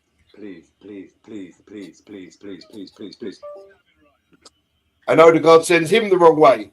1-1. Good penalty that was. Good penalty. Shame he couldn't do that in the 72nd minute, innit? Yeah, that's true. The game would be long and over. In the game, he went his favourite side, and sometimes you've got to think, well, the keeper knows I'll go that side, so let's put it the other side. The keeper went the same side as Odegaard would normally put it, and this time he puts it in the other corner. Who's next? Oh, who's that? Ahmad? Delano. Or whatever his name is. Amstrad. Or what kind of a run-up is this? What kind of a run-up is this? Yeah! That kind of run-up, bro. That was the shakiest run-up I've ever seen to take a penalty in my life. But right, the end result was great. Great pen. It went in the net, man. That's all that counts, mate. Come on. Oh, who's next? Right. I'm going to try and keep up with you guys. Kai Havertz. Oh, my God. I'm not even watching, mate. Right. Let me try and keep up with you guys here on the screen. Kai Havertz is going to miss. You heard it here first. Go on. Gary, he's normally a solid penalty taker, mate. He doesn't look confident at all. Oh, he saved it! Saved it, I told you. What did I tell you? Wow. He's just summing up really how bad his day's been today. Yeah, he's just summed up how bad his. He's just summed up how bad his performance has been today. And it's a terrible penalty. It bounces 3 times before it gets to the goal. Whoa, come on. Yeah. Honestly, it bounced twice before it even reached the goalkeeper. Go on. No pace on it. My guy. Shocking. That's my guy. Oh, man. Oh, it's Lennon and Limp. You heard it here first, Gary. He's gonna miss. No, he's blasting this. Yes. What a pen. Raya, yeah, I've noticed I've noticed the Man United goalie likes to go to his left, doesn't he? Yeah, but it's all mind games, man. Yeah, it is. It is. Raya's diving before the ball's even kicked. Look, that's terrible, David Raya. He's gone all the way to the left before he's even got to the ball. Stand your ground. United goalkeeper's the hero today, man. Didn't want to win this competition anyway. Mickey Mouse Cup. No, well, you know, when we win it, Gary, when we win it, our fans say it's not good enough. So when we win it, our fans say, "Oh, it's another one. We've won more than any team in history.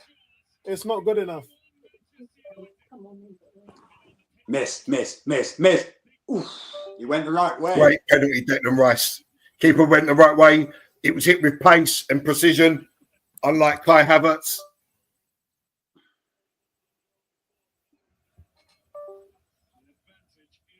Oh, come on.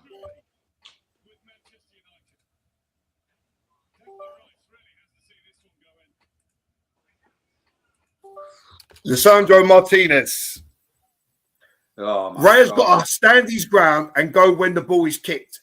If anyone's going to miss, it's this guy. But he's a World Cup winner. Yeah, true. Yeah, baby. Raya, you've got sold, man. Stand up, David Raya. Ooh, yeah. Go on, man. That's a Ronaldo-esque penalty. If you watch every penalty, David Raya has gone so early. He's made it so easy for the United players. Yeah. Every single penalty, he has gone so early. Yeah. And it's Thomas Partey. If he misses, we're out. If he scores, we're relying on David, get me a taxi, Raya, because I want to go early. It's just ridiculous, man. Stand your ground. Yeah. Partey looks shocked. He's missed. No, he scored. Great penalty, straight down the middle. So if we win this, if we score this, we won, right? Yeah, that's right. Yep. Come on. United for the win on this one. On my first watch. To be honest, Arsenal didn't deserve to go through. If they scored this penalty, Arsenal didn't deserve to go through. Oh my God. I agree. You missed that many chances. And it's Joshua Zirkzee. No, man. This will build his confidence a hell of a lot. Yeah, I agree, Gary. You lose here, you just don't deserve to go through. You weren't good enough. And that's the bottom line. Stand up, David Raya. Stand up. Yeah! Come on! United! United! United! United! United! God bless you all, bros. Yeah, and that's it. Zirkzee scores, and it's game over. United win. Kai Havertz looks like he's about to cry, dickhead. Yeah, and he should do because... he should be in tears. Yeah. Misses a pen. Misses 2 or 3 clear-cut chances to score. Yeah. Don't deserve it, mate. Yeah, I agree. Today, we can talk about the performance, but we're exactly where we were in the Newcastle game, where so many shots. So we can't really talk about creating chances. We're creating an abundance of chances. So let me get my calculator out. So that's 20. So 52 shots in the last 2 games and only 10 on target. So you know what? We've got to stop wearing this white kit for the FA Cup. It doesn't do us no good. Yeah, that's 3 losses and 1 win with this white kit. And so D wants everyone to jump on the end of the Arteta out bandwagon. He says this is the beginning of the end for Arteta. Stylist says, like it or not, Arteta is going to get blasted for this. I think the players. I think so. So we shouldn't blast Havertz. No, we shouldn't. We shouldn't blast the players. Concrete Jungle says, well, there's no excuses because you lost. You know, Arsenal lost. So there's no excuses, really, because even though you've had all them injuries and even though you've suffered all of Jesus came off and everything else, I mean, you were still in a position to win the game. You're still in a position to win the game. Yeah? Emerson, gutted, can't believe it. Yeah, it's not surprising considering the game against Newcastle on Wednesday. So that's Man United knock Arsenal out of the cup. So I'm gonna go through my quick player ratings, Gary, and then I'll go through yours, and then Garfield. Yeah, I'm not going to do player ratings because I didn't obviously see the first half, so okay, a bit pointless. Yeah. So I'm going to first of all, no, you know what? Let me give Garfield a rundown of United, who we thought stood out, who we thought didn't play well, and the match overall. What's your thoughts, Garfield? It's hard for me. The first half, we matched you toe for toe. Second half, I've got to say everyone played well because we had 10 men. Do you know what I mean? And we held you at home for how long? 45 plus 15, like for an hour. Yeah. No, an hour and 15 minutes. We held you with hour and 15 minutes. Men. Yeah, but that's right. But you could say parts of that game. You know, I don't like to call refs out. Like the penalty wasn't a penalty, as we all saw. So yeah, we were playing 12 men at that precise moment. And that was justified. The fact that it was saved, I thought that was justified. So it really didn't have any effect on the game, did it? It's more so the red card. I can't pick. To be fair, I'm struggling to pick a bad performance out of all of my. You know, I'm not being biased. Yeah. I can't. If you guys can pick something out for me, feel free. But I can't. Apart from Bruno, he did one Maradona pass where he thought, you know, he could put it on a 2p piece. But apart from that, I can't think of anything Apollo, to be fair. I'll give them, you know what? Yeah. I'll give all the players, I'll give the keeper a 9, and I'll give the rest of the team 8. I can't be interested. I can't. They all played well. I can't against 11 men of Arsenal at home. They all stood up. If they didn't stand up, we would have lost. But they all stood up. Yeah. So just to make it nice and easy. Let me try and think. Obviously, I think the only person that should have got a low score is the guy who got the red card. So that's the only thing where I would have sort of marked down a player for Man United, but only because of the red card. If the keeper was given ratio for ratio in cards and bookings, when he got sent off for the second yellow, that would have been the first yellow in theory. Yeah, but true. We were getting all the cards.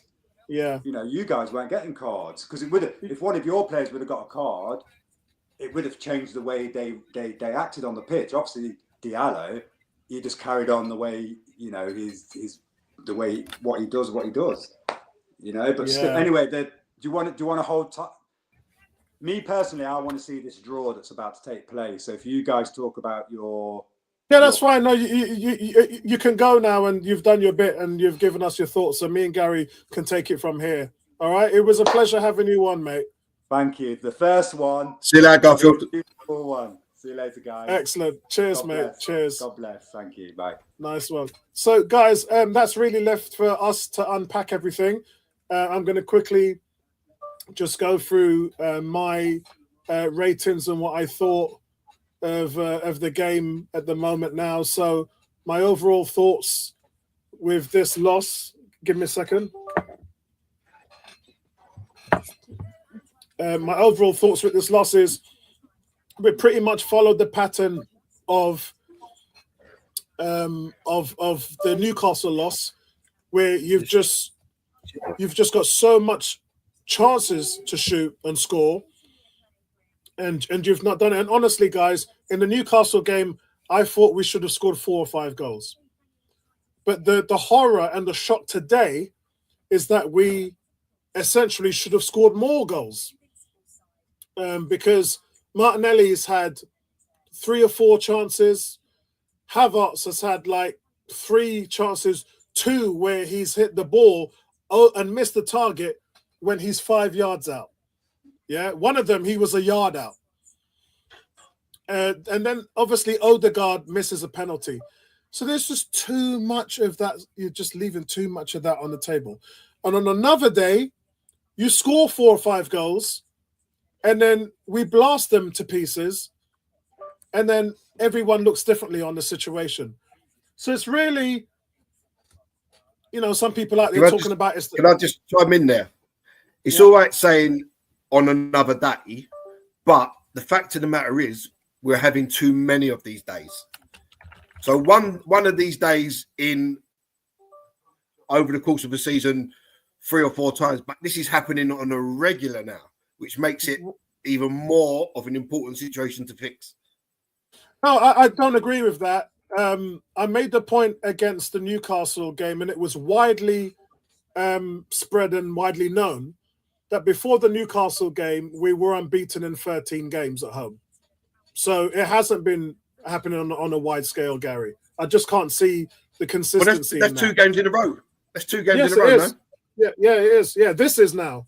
This is, though this is penalties. Everton, another game. Yeah. Put them away, another game. But again, the Everton game was based on the same thing that happened today. Martinelli times his run better, and it's a goal. Yeah, but again, Everton game. That's the point, though, isn't it, Apollo? That's the point. So it's happened today. Newcastle, Everton, Fulham. That's 4 games out of our last 5.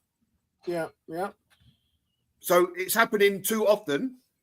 Like, you can take one of these days every now and again, but it's 4 games almost in a row where we haven't done enough to win the game.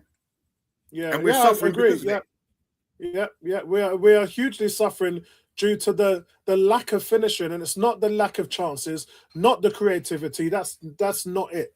It is just a sheer fact that the ball is in front of the net and you can't put it into the back of the net. That's it, 100%. And that is diabolical. And the worst thing about it is, guys, you're at home. You're at home. So you've got your fans in your back garden. You've got all the support you need. Do I think that the team sheet should have been better? I probably think you should have started with Partey, and I think you should have started with Sterling. So that's the only thing on the manager that I would have said. But then I can't blame the manager for anything else because they created so many chances. On the manager's side, you probably should have gone straight out of the bat with your best 11. I don't think today was your best 11 in terms of what you had. So I would have started. You saw what happened when Sterling came on the field.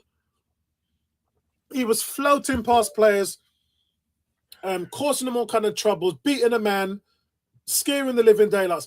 But at 60 minutes, when he came on, he's missed an hour of the game. And I think he faded out of the game slowly as well, because quite frankly, he hasn't trained a lot. He hasn't played a lot of football. So that's probably the reason why Sterling didn't start. Is that a fair assessment, Gary? Probably the reason why he didn't start is because it isn't because you could start Sterling and then take him off after the hour, but you brought him on, and then he's got half an hour. So you got a player there that we know he can beat people, we know he can create, we know he can score, but you're not giving him the opportunity to do such things. I agree, the option was, in terms of what you just said, that was Jesus. So Jesus was starting on the right. We know he scored them 5 goals. And that's what the manager decided to go with. But I still think he should have started Sterling. If anything, I think he should have rested Martinelli. I think that it should have been Sterling, Havertz, and Martinelli. That's what I think. And even this, switch it up a little bit. Put Martinelli in the middle. So go with Sterling and Jesus on the flanks and put Martinelli through the middle. How about that? Change it up a little bit. Do something different. He doesn't. Yeah, but Arteta doesn't change anything, does he? It's the same thing over and over again. Like I said to Garfield, like when we was doing the watch along. Everything that we do is the same. Every attack is the same. The build-up is the same. The ball out to the right is the same. The ball back into the centre, the ball back to the left, and everything is the same. There's no, oh, can I do this or should I make a run here? There's nothing. Everything's static. There's nobody running into the box until Declan Rice came on and he gets in, and all he's got to do is head the ball down and it's in. Heads it up where the keeper can reach, and it's a brilliant save. Fair enough, but you've got to have different tactics, you know. But your main couple of minutes. So I do agree with you, first of all, but I think that we have to add in the fact that your world-class player and your most productive player isn't there, and we had 2 months of no Odegaard. How did that feel? That was awful. Yeah, but even that then you still Apollo. Yeah, you had Saka to take you through the period. Yeah, you had Saka to get you through that. I mean, we've seen Saka carrying an injury and still being played for so many minutes. It was inevitable that he was going to break sooner or later. Yeah, but that's the difference. Is Saka makes as big an impact as Odegaard, if not more, because he gets you more goals, more assists. And now we haven't had that. Honestly, I'm looking at it, and there's just not anything there. The well is dry. It's dry. You know, throw a young kid up front. Give someone a chance. You know, these players are not doing it. So throw a kid up front. Make a change. Do something. You know, Havertz steps up to take that penalty. He never looked confident from the moment he put the ball down.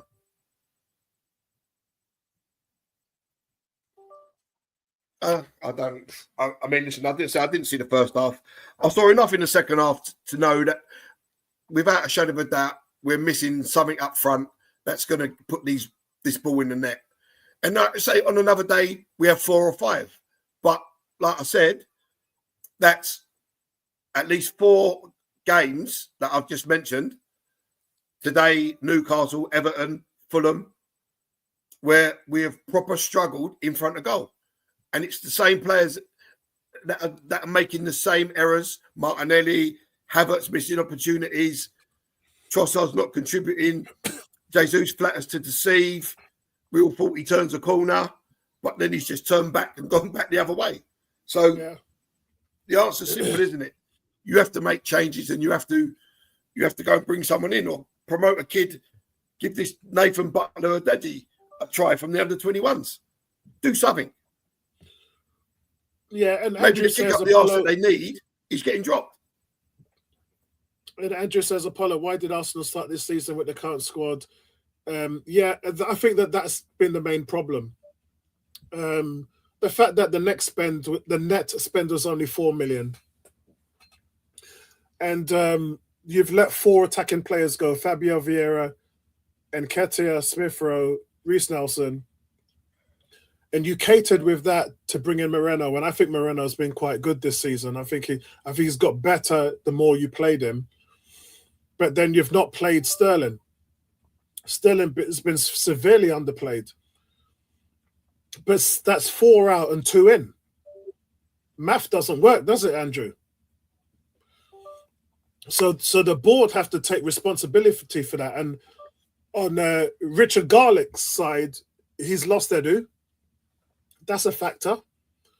So Richard Garlick and Tim Lewis are running around trying to provide Arteta options, and I don't think they're doing a good job. Well, surely should it not be Arteta giving them the options? He's done that from time to time. He's given Edu options of players he would like, but at the same time, it's Edu's job to bring the players in and source the players. That's not mainly Arteta's job. Arteta has given them some players, which they have gone out and get. They've gone out and said, look, Arteta was the one who recommended this player. And 8 times out of 10, Arteta's players have been fantastic. Edu's players, though, not a great track record. Not the ones Edu's brought through. In fact, Edu's had some disasters. He's had a few good ones, but Edu's had, we all remember the Suarez, the Pablo Mari, the Willian. We all remember those. But the fact of the matter is that those are the guys who are in to do a job where we've got no technical director at the moment. So you've got Arteta managing the team, managing the players, trying to get a result, begging for help from the owners because they need help. They need support. Arteta needs the board to free up money to go out there and get attacking players. But then who's out there to buy? Who's available? Honestly, and I know some teams are going to shut you down, but I would go and give Aston Villa a ring and say, how much do you want for Ollie Watkins? They wouldn't want to sell him. If they did, then any hopes they've got a Champions League or anything like that, top four is dead. I mean, Andrew's just made a point there about Odegaard. And funny enough, I was thinking this the other day. Odegaard only plays on the right. He's a right-sided 10. We never see Odegaard on the left. No, why can't we see Odegaard doing that's the Moreno's whole 10 role? That's Moreno's job. The team setup doesn't work like that. What I'm saying is, why can't we see a little switch? Why can't we see the wingers switch? Why can't we see Martinelli go through the middle? There's no change. It's so black and white. It's unbelievable. And it's going to be Arteta's downfall because he's in this. It's almost like he's so stubborn that if his way's not working, he'll continuously keep going and going and going and going, hoping that it goes right. And all it's doing at the moment is going wrong. Yeah, and that's because and it's going wrong because, as D says here, the lack of options up front is poor. And I said this before. It's embarrassing. It's not even poor. It's embarrassing. I said this last week, guys, that Newcastle's front four is better than ours. I said it. And that's because, and let's not get too carried away. Let's not try to get stuck on this AFTV narrative. And that's because that in the first 4 years, the first year was getting players out, but in the last 4 years, the job, and I want everybody to understand this 100% because I really feel like we're not objective enough when it comes to this conversation. We have spent our time, resources, and money to build a spine. What's the result of that spine? It's the best defense in the league last season, letting in 29 goals. It's the best defense in the league this season, letting in 18. Bear with me, guys. But here's a question for you. Here's a question for you, Apollo. In your personal life, in your job, you're a manager, yeah? You're a manager at your company. You manage a team of sales assistants, yeah? I do. That's right. What I do. So you as the manager, you're there, and production's good. They're doing what they're meant to be doing. They're selling their bits and pieces. Now, all of a sudden, you've got 2 salesmen. One of them hasn't produced anything for 2 years. Yeah, another one produces every now and again, and another one is also on the fringe of producing every now and again. So your boss says to you, Mr. Campbell, what's going on with these 3 guys here? You know, this one over here hasn't sold anything for 2 years. This one is in and out. This one is doing it, you know, if and when.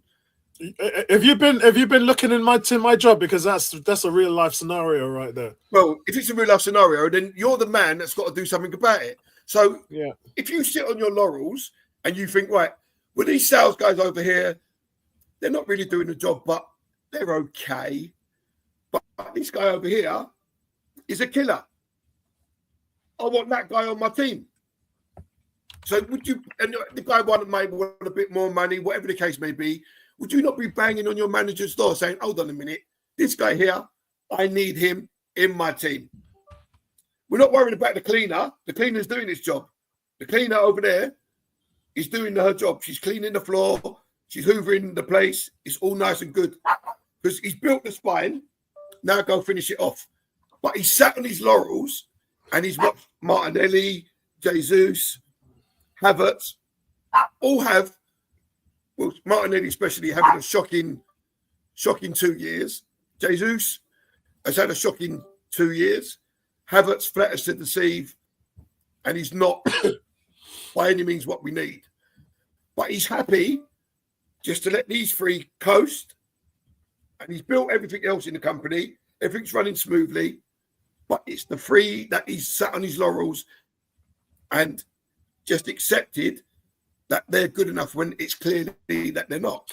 So it must fall on Arteta.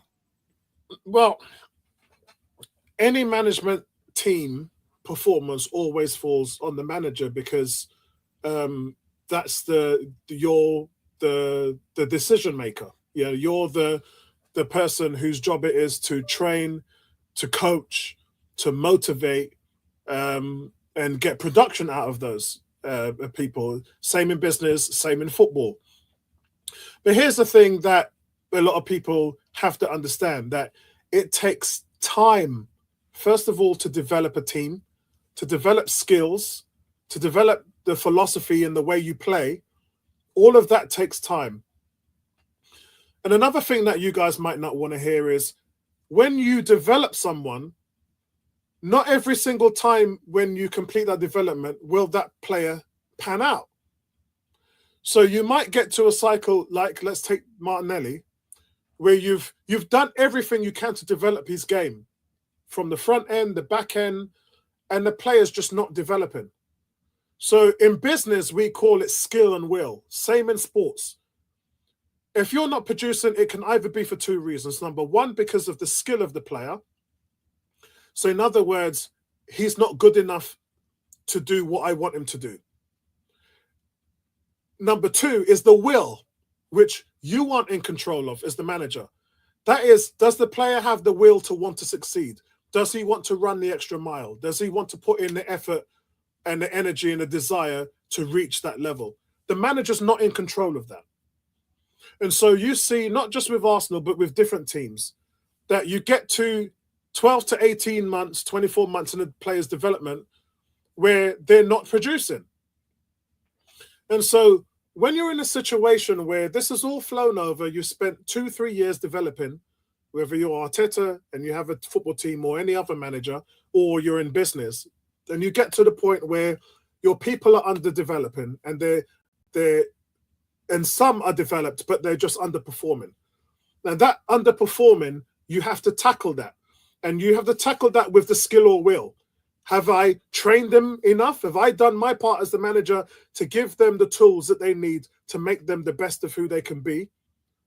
Or is it the will? That player just doesn't have the heart to do it anymore. And once you ascertain what that problem is, then you have to act on it. So then that means I will then give the player a rolling time. So I'm going to give you 2 to 3 months to turn things around. And if I don't see your form changing, you're on the bench. Within that time, you're out there already looking in what we call the yellow book. The yellow book is, I've written these potential names down of people who I feel could come in and help us.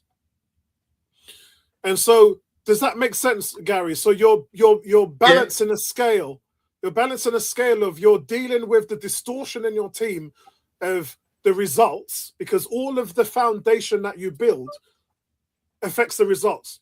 So you never hear me talk about results. You always hear me talk about the foundation.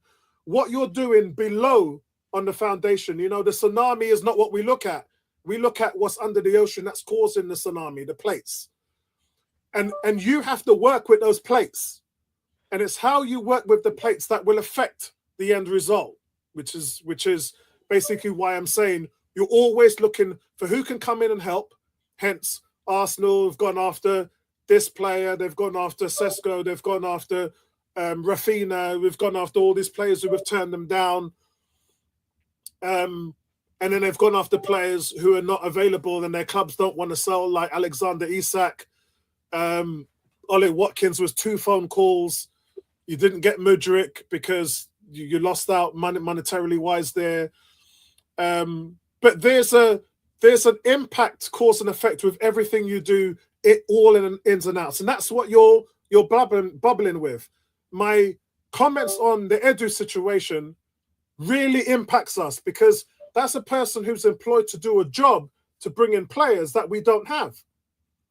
So that falls on a person, Richard Garlick, whose job is not to do that. His job is when Edu finds the player, he goes in and does the negotiations with the team on the contracts, player terms, transfer fees, and all that. Now that guy's doing a different job, which is not I wouldn't say he's the best at his job, but Arteta's having to help them in their dealings with that while trying to get the best performance on the pitch, while dealing with his best player Odegaard, who was out for 2 months, and now his other best player Saka, he's out for 3 months. So it's a lot of distortion that they're dealing with, and all of that stuff that you mentioned, Gary, is a product that we're seeing on the pitch. They're suffering on the pitch because of all this stuff that's going on. They don't have impact players on that team to produce results right now. But what they do have, they still have like core defense, strong goalkeeper, strong defensive players who are going to always keep you in with a game. And that spine, we talked about that spine. But in terms of scoring goals right now, Arsenal are going through it because they're missing key players. They just got Sterling back today. He's been underused. Odegaard, and I keep bringing this up, guys, because it's not going to go away. Odegaard was out for 10 weeks. Since he's come back, he has not hit form. He's missed 14 out of his last 17 shots on target. Let that sink in, guys. He's missed 14 out of 17 shots where he's shot away from the goal. He's not even hit the goal. He scored 15 goals. Yeah, matching Fabregas's and Frank Lampard's record. He's got no goals outfield. He's got one penalty this season, which Saka gave him the ball because he felt sorry for him. So Saka gave the captain the ball, he scored a penalty, and that was his one goal this season. Outside of that, Odegaard has not hit the back of the net. Declan Rice, 8 goals, 9 assists last season, only scored once this season. Kai Havertz, yeah, he's been carrying a little injury though. Declan Rice hasn't he? He hasn't played. That's right. Yeah, that's right. Started. Kai Havertz. I mean, but look, Dee's just made a cracking point there, right? Yeah. Dee's just made a cracking point there. Kudos could have had him 35 million. Wasn't interested. Yeah, a lot of teams right now, if like you want that, him, you're going to have to pay 80, 90 million. Yeah, huh? A lot of teams, but that's football, Gary. Brighton signed Caicedo for 4 million. We all missed it. They got it. That's how football works. We got Martinelli for 500,000, for 8 million. Liverpool, Jurgen Klopp spent years moaning about that, how he missed it. That's the game. That's football. It happens. You can't moan about things like that. You miss players. That's just what you do. The difference is, in terms of Nico Williams, is he didn't want to go anywhere. He didn't want to leave. Barcelona was knocking. Juventus was knocking. Arsenal was knocking. He said no to everybody. Whose fault is that? That's not our fault, is it? Player doesn't want to come. Sesko, the same thing. You offered Sesko a deal. He said no. You offered Vlahovic. He said no. It's not our fault, guys. You can't blame ourselves for things like that. But what you can do is you can go the extra mile. Arsenal have never really done that. They did it for Pepe. They did it for Rice, Declan Rice, where the player was only worth 80 and you offered more. You went over and above of the call of duty to get the job done. That's not who we really are, but we have done it. In this instance, that's what you're going to have to do. If you want Isak, you're going to have to pay above market value. If you want Yukores, you're going to have to go above in the call of duty and play over the... That's what you're going to have to do. But unfortunately, that's not on Arteta. That's not Arteta's role in the club. That's what the board and Richard Garlick and Tim Lewis, they've got to sort that out. They've got to put bums on seats. Because right now, the team are hemorrhaging. Newcastle was struggling. Today now, we're hemorrhaging. And you're going into the North London derby. And quite frankly, you can't do anything today that's going to affect you on Sunday. You can't. It's just the truth of the matter. So you're going to have to go into Sunday in the hope that you've got something. Because I tell you what, guys, you lost Saka, you lost Ranieri, and today you lost Jesus. So it's getting worse. It's getting worse. Not better. It's getting worse. So you're down to less options now in a North London derby. Yeah, and that's just the and you guys can moan about the results all you like. I'm just giving you the facts that this is the challenge. This is what we're up against. Yeah, shit's hard right now. We're in a hole at the moment, and we, you know, the last 2 losses, League Cup, FA Cup. So you're out of both the cups. That doesn't mean nothing.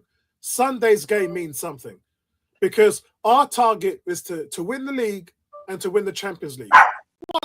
Our target wasn't win the League Cup and the FA Cup in the summer. That wasn't our target. When we win that, you lot moan about it and say they're paper cups. Yeah, that's what most of you lot do. Most of you lot say, who cares about the FA Cup? Who cares about the League Cup? That's what most of you do. Not all of you, but that's what most of you do.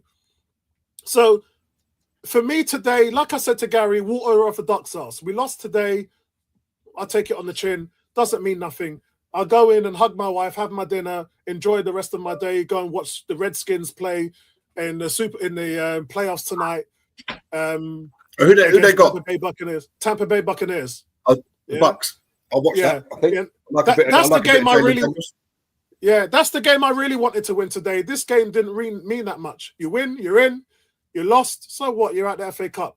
But Sunday's game against Spurs and North London, that game means everything. The Champions League games, they mean everything. Those are the games that count, because those are what we're targeting. Those are the things that if we win, we'll make a staple plate on this team's legacy. If you win the FA Cup, what's that going to do for your legacy? If you win the League Cup, what's that going to do for your legacy? Ain't going to do nothing. So context is always important here, guys. We lost today. Take it on the chin. The team is hemorrhaging. They're struggling with injuries. They're struggling for form. They can't hit a barn door. That's where they are. And as Andrew was said, and the board have to take some responsibility, because they've left themselves short in last summer. They've let Edu go, which I wouldn't have agreed to. I would have said to him, you work the rest of this season. Instead, they said to him, you can leave now and we'll pay you to the end of the season. What the hell are we doing here? You've still got a job to do, Edu. I wish I had a job like that.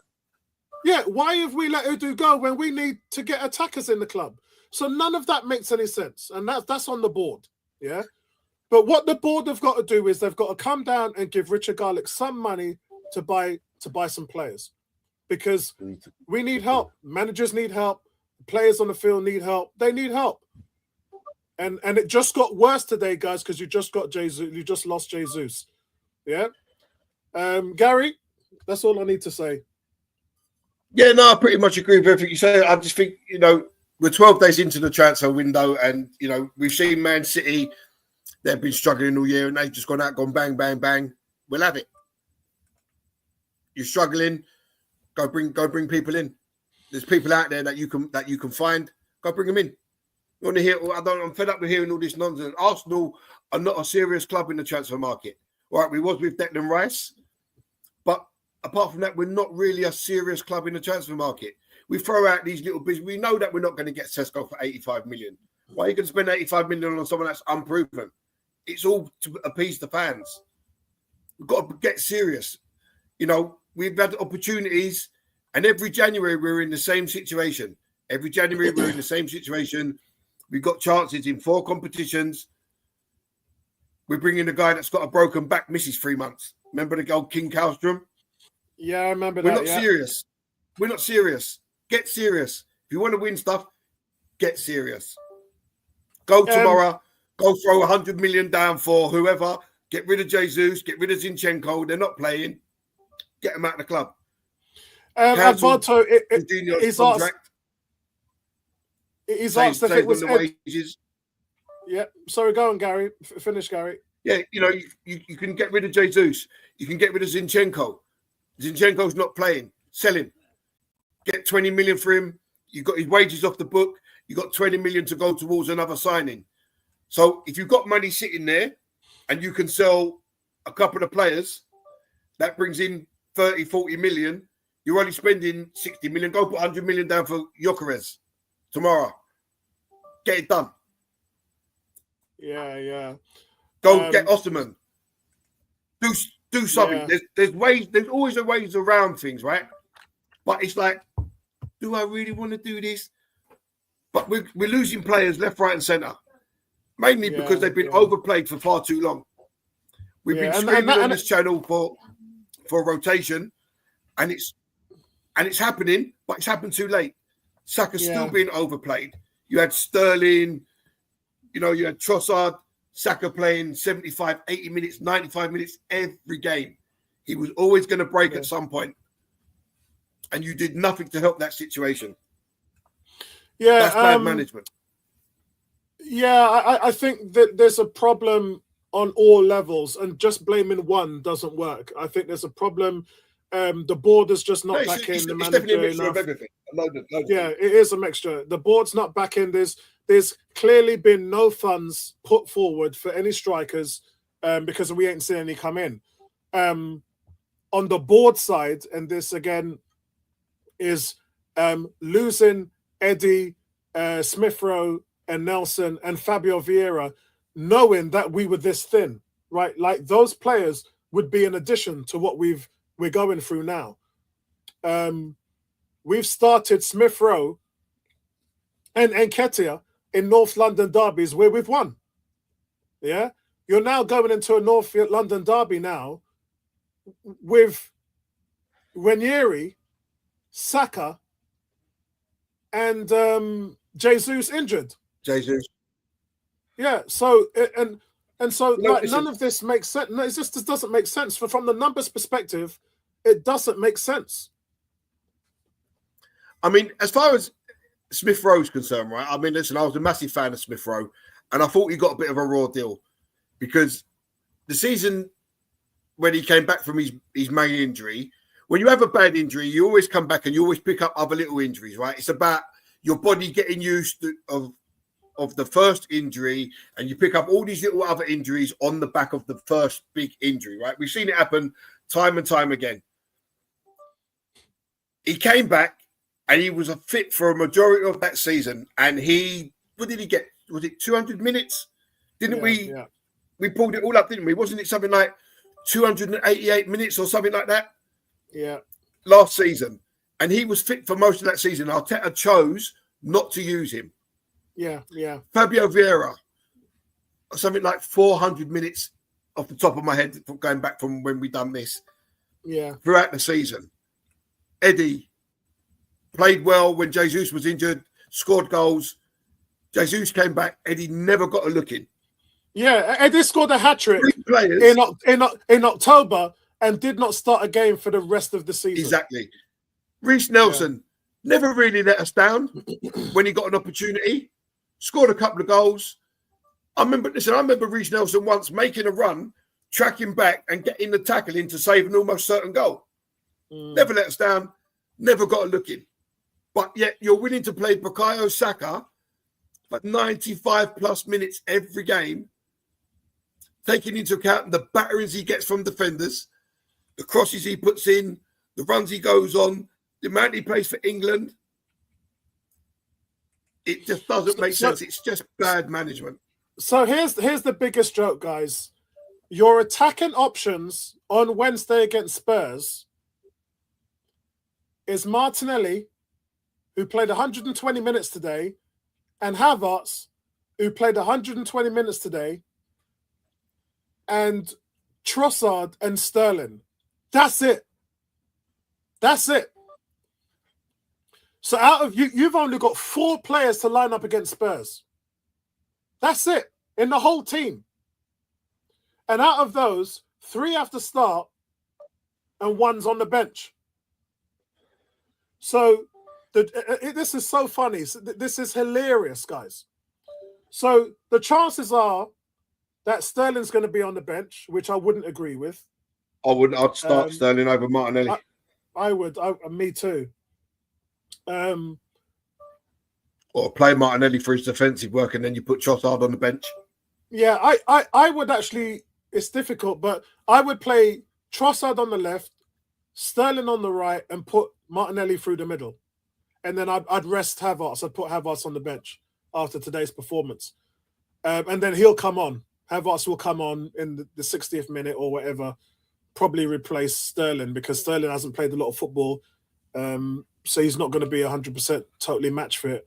But you've got to start to think about how that's going to affect your team now. But that's going to be pivotal to what we do against Spurs. You've got 4 striking options. That's it. There is no other cover on the bench. There's none. There's no cover. None. Arteta has nothing to choose from. I mean, that's at this point, you might as well just throw that Nathan Odedeji in and see what he can do. Give him a chance. What he can't do no worse than what we've seen today from Havertz and that. Yeah. You know, you had options. You got Campbell, the young kid, electric pace, tricky winger. Give these kids a chance. There's some crazy. I understand that you want to tried and tested, but the tried and tested ain't doing it. So at some point, you've got to be brave enough as a manager to say, look, you ain't doing it. Get out there, and I'm going to make a change. I'm going to be bigger. I'm going to be bold. Yeah, I love this comment. I love this comment by D saying Arteta is on borrowed time. We've got a saying in management that every manager is on borrowed time.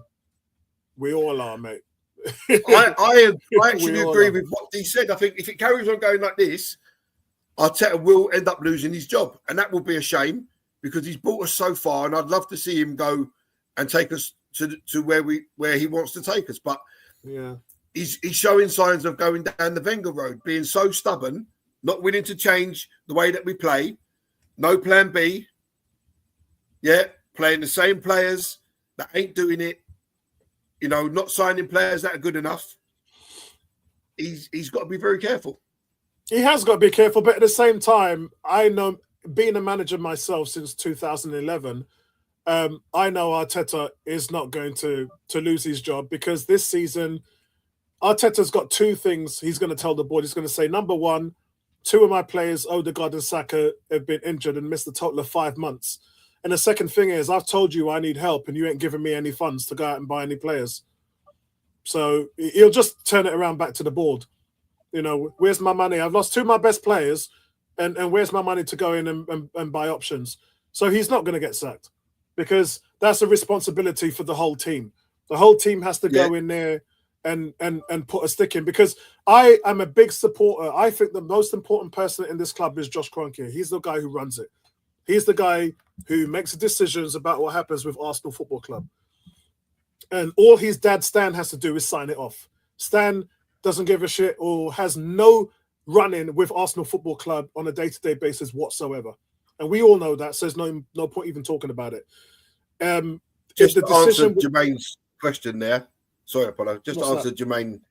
We do have academy players that we can throw in. We have Ismail Kabia, who's a very good young prospect winger, 19 years old, electric pace, and I mean electric pace. Tricky. We can give him a chance. We've got Nathan Butler Odedeji, who's a young 21-year-old striker who's scored, I think, 7 or 8 goals for the under-21s this season. We've got so Salah. there is options there. We've got Salah as well. He's 21. Who? I've been. Where's Salah? Salah went out on loan, didn't he? Yeah, we've got the Salah brothers. Salah You know, there is options there. He's brilliant. But it's whether Arteta is brave enough to throw a kid in. I mean, look at when we went to Chelsea. Midfield's not our problem as well. So we went to Chelsea a couple of years back, didn't we? Without Lacazette and Aubameyang, and he threw Eddie in. Eddie scored 2 goals. So it can happen, but you've got to be brave. Yeah. Salah's not a striker. The only other problem, right. But Salah is a very good number 10. He can play, and we've seen him play. And we've seen him make things happen. Yeah. So that's kind of where we are at the moment, guys. We're just giving our thoughts on everything. Lot to absorb, and there's been a lot of it's everything, guys. From the top, the board hasn't given them enough money, and the squad is thin. The last 2 seasons we've missed out on the title. Why? Because of a thin squad. And it's baffling why they've gone into this season where I made them title favourites with the same mindset. How did you think that you were going to go through this season with another thin squad? So we are here because of the way how we've prepared for the season. So that's on the board. On the manager, he's played some of the guys like Saka until he's dropped. But in fairness to the manager, he has rotated more this season, but he could have rotated even more. There's games that Saka started which I just think he shouldn't have. But at the same time, look what he's done with Miles Lewis-Skelly. Look what he's done with Ranieri. And look how he's handled. And this is the thing, guys. Balance.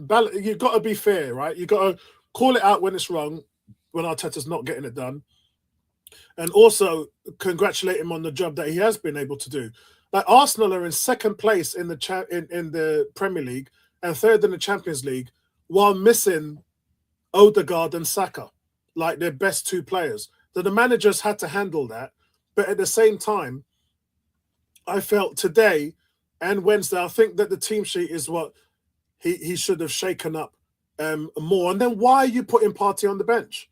He's already proven to you in the first 4 months that he's been your best midfielder. But we're starting these games with him on the bench. Like I don't even know if there's a universe where that even makes sense. Cranky, I'm giving him credit because that's where the credit deserves. And on what planet are we on where you've been missing, you've got a thin squad, you're missing injuries to your two best players, and you're second in the Premier League and the third in the Champions League? So on what planet does that not even make sense? Or is it just something that we're not seeing? What is it about that is not good, Cranky? I don't get that. Yeah. But at the same time, Arteta's got a long ways to go. So there's some of you out there that would sack him. And there's people like me who wouldn't sack him simply because of what I stated. I feel like this guy has been in the job for 5 years and his ceiling, his window is massive. I think he'll go on and he'll win everything because I think he's that good. But at the same time, the board has to back him and we have to allow him to continue to grow. That's my outlook on it, and I'm sure you guys have got your own. But at the moment now, injuries, we're hemorrhaging, man. And it's not going to get any better. We've got Spurs coming to town. And Spurs are going to be looking forward to this, man.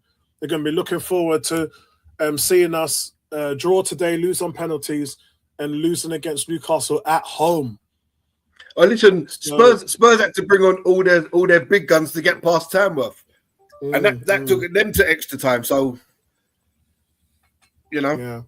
horses for courses, mate. All right, guys, that's it with us today. Thanks for joining us today. Disappointing. We're at the Cup. Say whatever you will with that, whether it was important or not. Arsenal are now out of the Cup. Man United knock out Arsenal. I think it was actually a really good defensive display by Man United. I think that Amaran organised his team for an hour. And remember, when we beat them 2-0 at the Emirates, it was 2 set-piece goals. So in terms of goals from open play, when we played them before, I thought they still defended well against us. And they did again today. But our finishing was awful. Our finishing today was atrocious. It's the worst. It's the worst game I've seen Kai Havertz play for Arsenal. Just absolutely have to hit the target when you're 5 yards out and when you're 1 yard out. And then Odegaard, which actually I thought it was a good penalty from Odegaard, and I thought the goalkeeper made that was a really good save. Yeah, it was a really good save. But it just wasn't meant to be, guys, because of that. And actually, I don't even think it was a penalty in the first place. If I'm being fair and I'm being really subjective, I don't think it was actually a penalty in the first place. But we are where we are, guys, and that's it. We're out. Let's focus on the league. Let's focus on beating Spurs. Yeah, and let's focus on the Champions League is what I want. Yeah, for me, the Champions League is what I want. If Liverpool run away and win the league, yeah, then it happens. Yeah, I'll be mad about it, but that's just how it is. But the Champions League is what I actually feel we can win the Champions League this season. That's the one that I'm going out on the limb and saying that we'll win. So if we don't do well in Champions League, I'll be really upset about that. Yeah, that's the one that's really losing the league from now. Seeing Liverpool not really bother me because I think they'll probably go on and win it. So if we win the league, I'll be surprised. But the Champions League is the one I really want to win. Yeah. Okay, guys, that's it for me. Gary, thanks for joining us today. And a big shout out to Garfield, Man United fan. Congratulations to him. His team goes through to the next round. For Arsenal, we lose our 3rd out of 4 games wearing these white shirts. They just don't give us any good luck. And we're out again, just like Liverpool last season in the 3rd round. We're out again in the 3rd round again. So now we got to focus on the league and Champions League. That's it. Last words from you, Gary. Getting a couple of people in. Yeah, we need to focus on getting a couple of people in. It's funny you say that, Gary. I done a poll. Hold on a second. This might be where I go. I done a poll on the YouTube channel where I got you guys to give me your thoughts on where is it here? Here we go. I done a poll. Here it is. So I done a poll to say to Arsenal fans, what did you want more of this month? So let me take a look at that. It was win the Champions League and the FA Cup. 21% of you said yes. Find some targets in January. 61% of you said that's what you'd rather do. Get Sterling, Ben White. Yeah, get Sterling, Ben White, and Nwaneri fit. Only 6% of you said that, which was the lowest. And then 12% said keep the pressure on Liverpool. So 6% of you said get Ben White and Nwaneri back. That's crazy. That's crazy. But they're going to come back. They're going to come back when they're ready to come back, isn't they? So that's a given, really. I've been told within 10 days. Yeah, I've been told within 10 days. I've been told within 10 days. Nwaneri What's that, and Ben White or Nwaneri? Both. Or both. But that depends on them passing their schedules and their phases. They have these phases that they have to tick off, and sometimes they suffer setbacks. We see that all the time. Funny enough, Odegaard hasn't had. They're quite happy with Odegaard because he hasn't suffered a setback, which normally happens 42% of the times with that injury. The knee injury to Jesus today is concerning because it's the same knee. So, what do you do? Rip up his contract. Hey, and you hear the joke, guys. We don't have Eddie Nketiah to step in for Jesus, which he's been doing for the last 3 years. You can't make this stuff up. This is hilarious. Shocking. All right, then, guys. Enjoy the rest of your weekend, man. Catch up with you later. Yeah, see you later, Thanks, people. Gary. Nice. See you later, Paula. Excellent. Cheers, mate.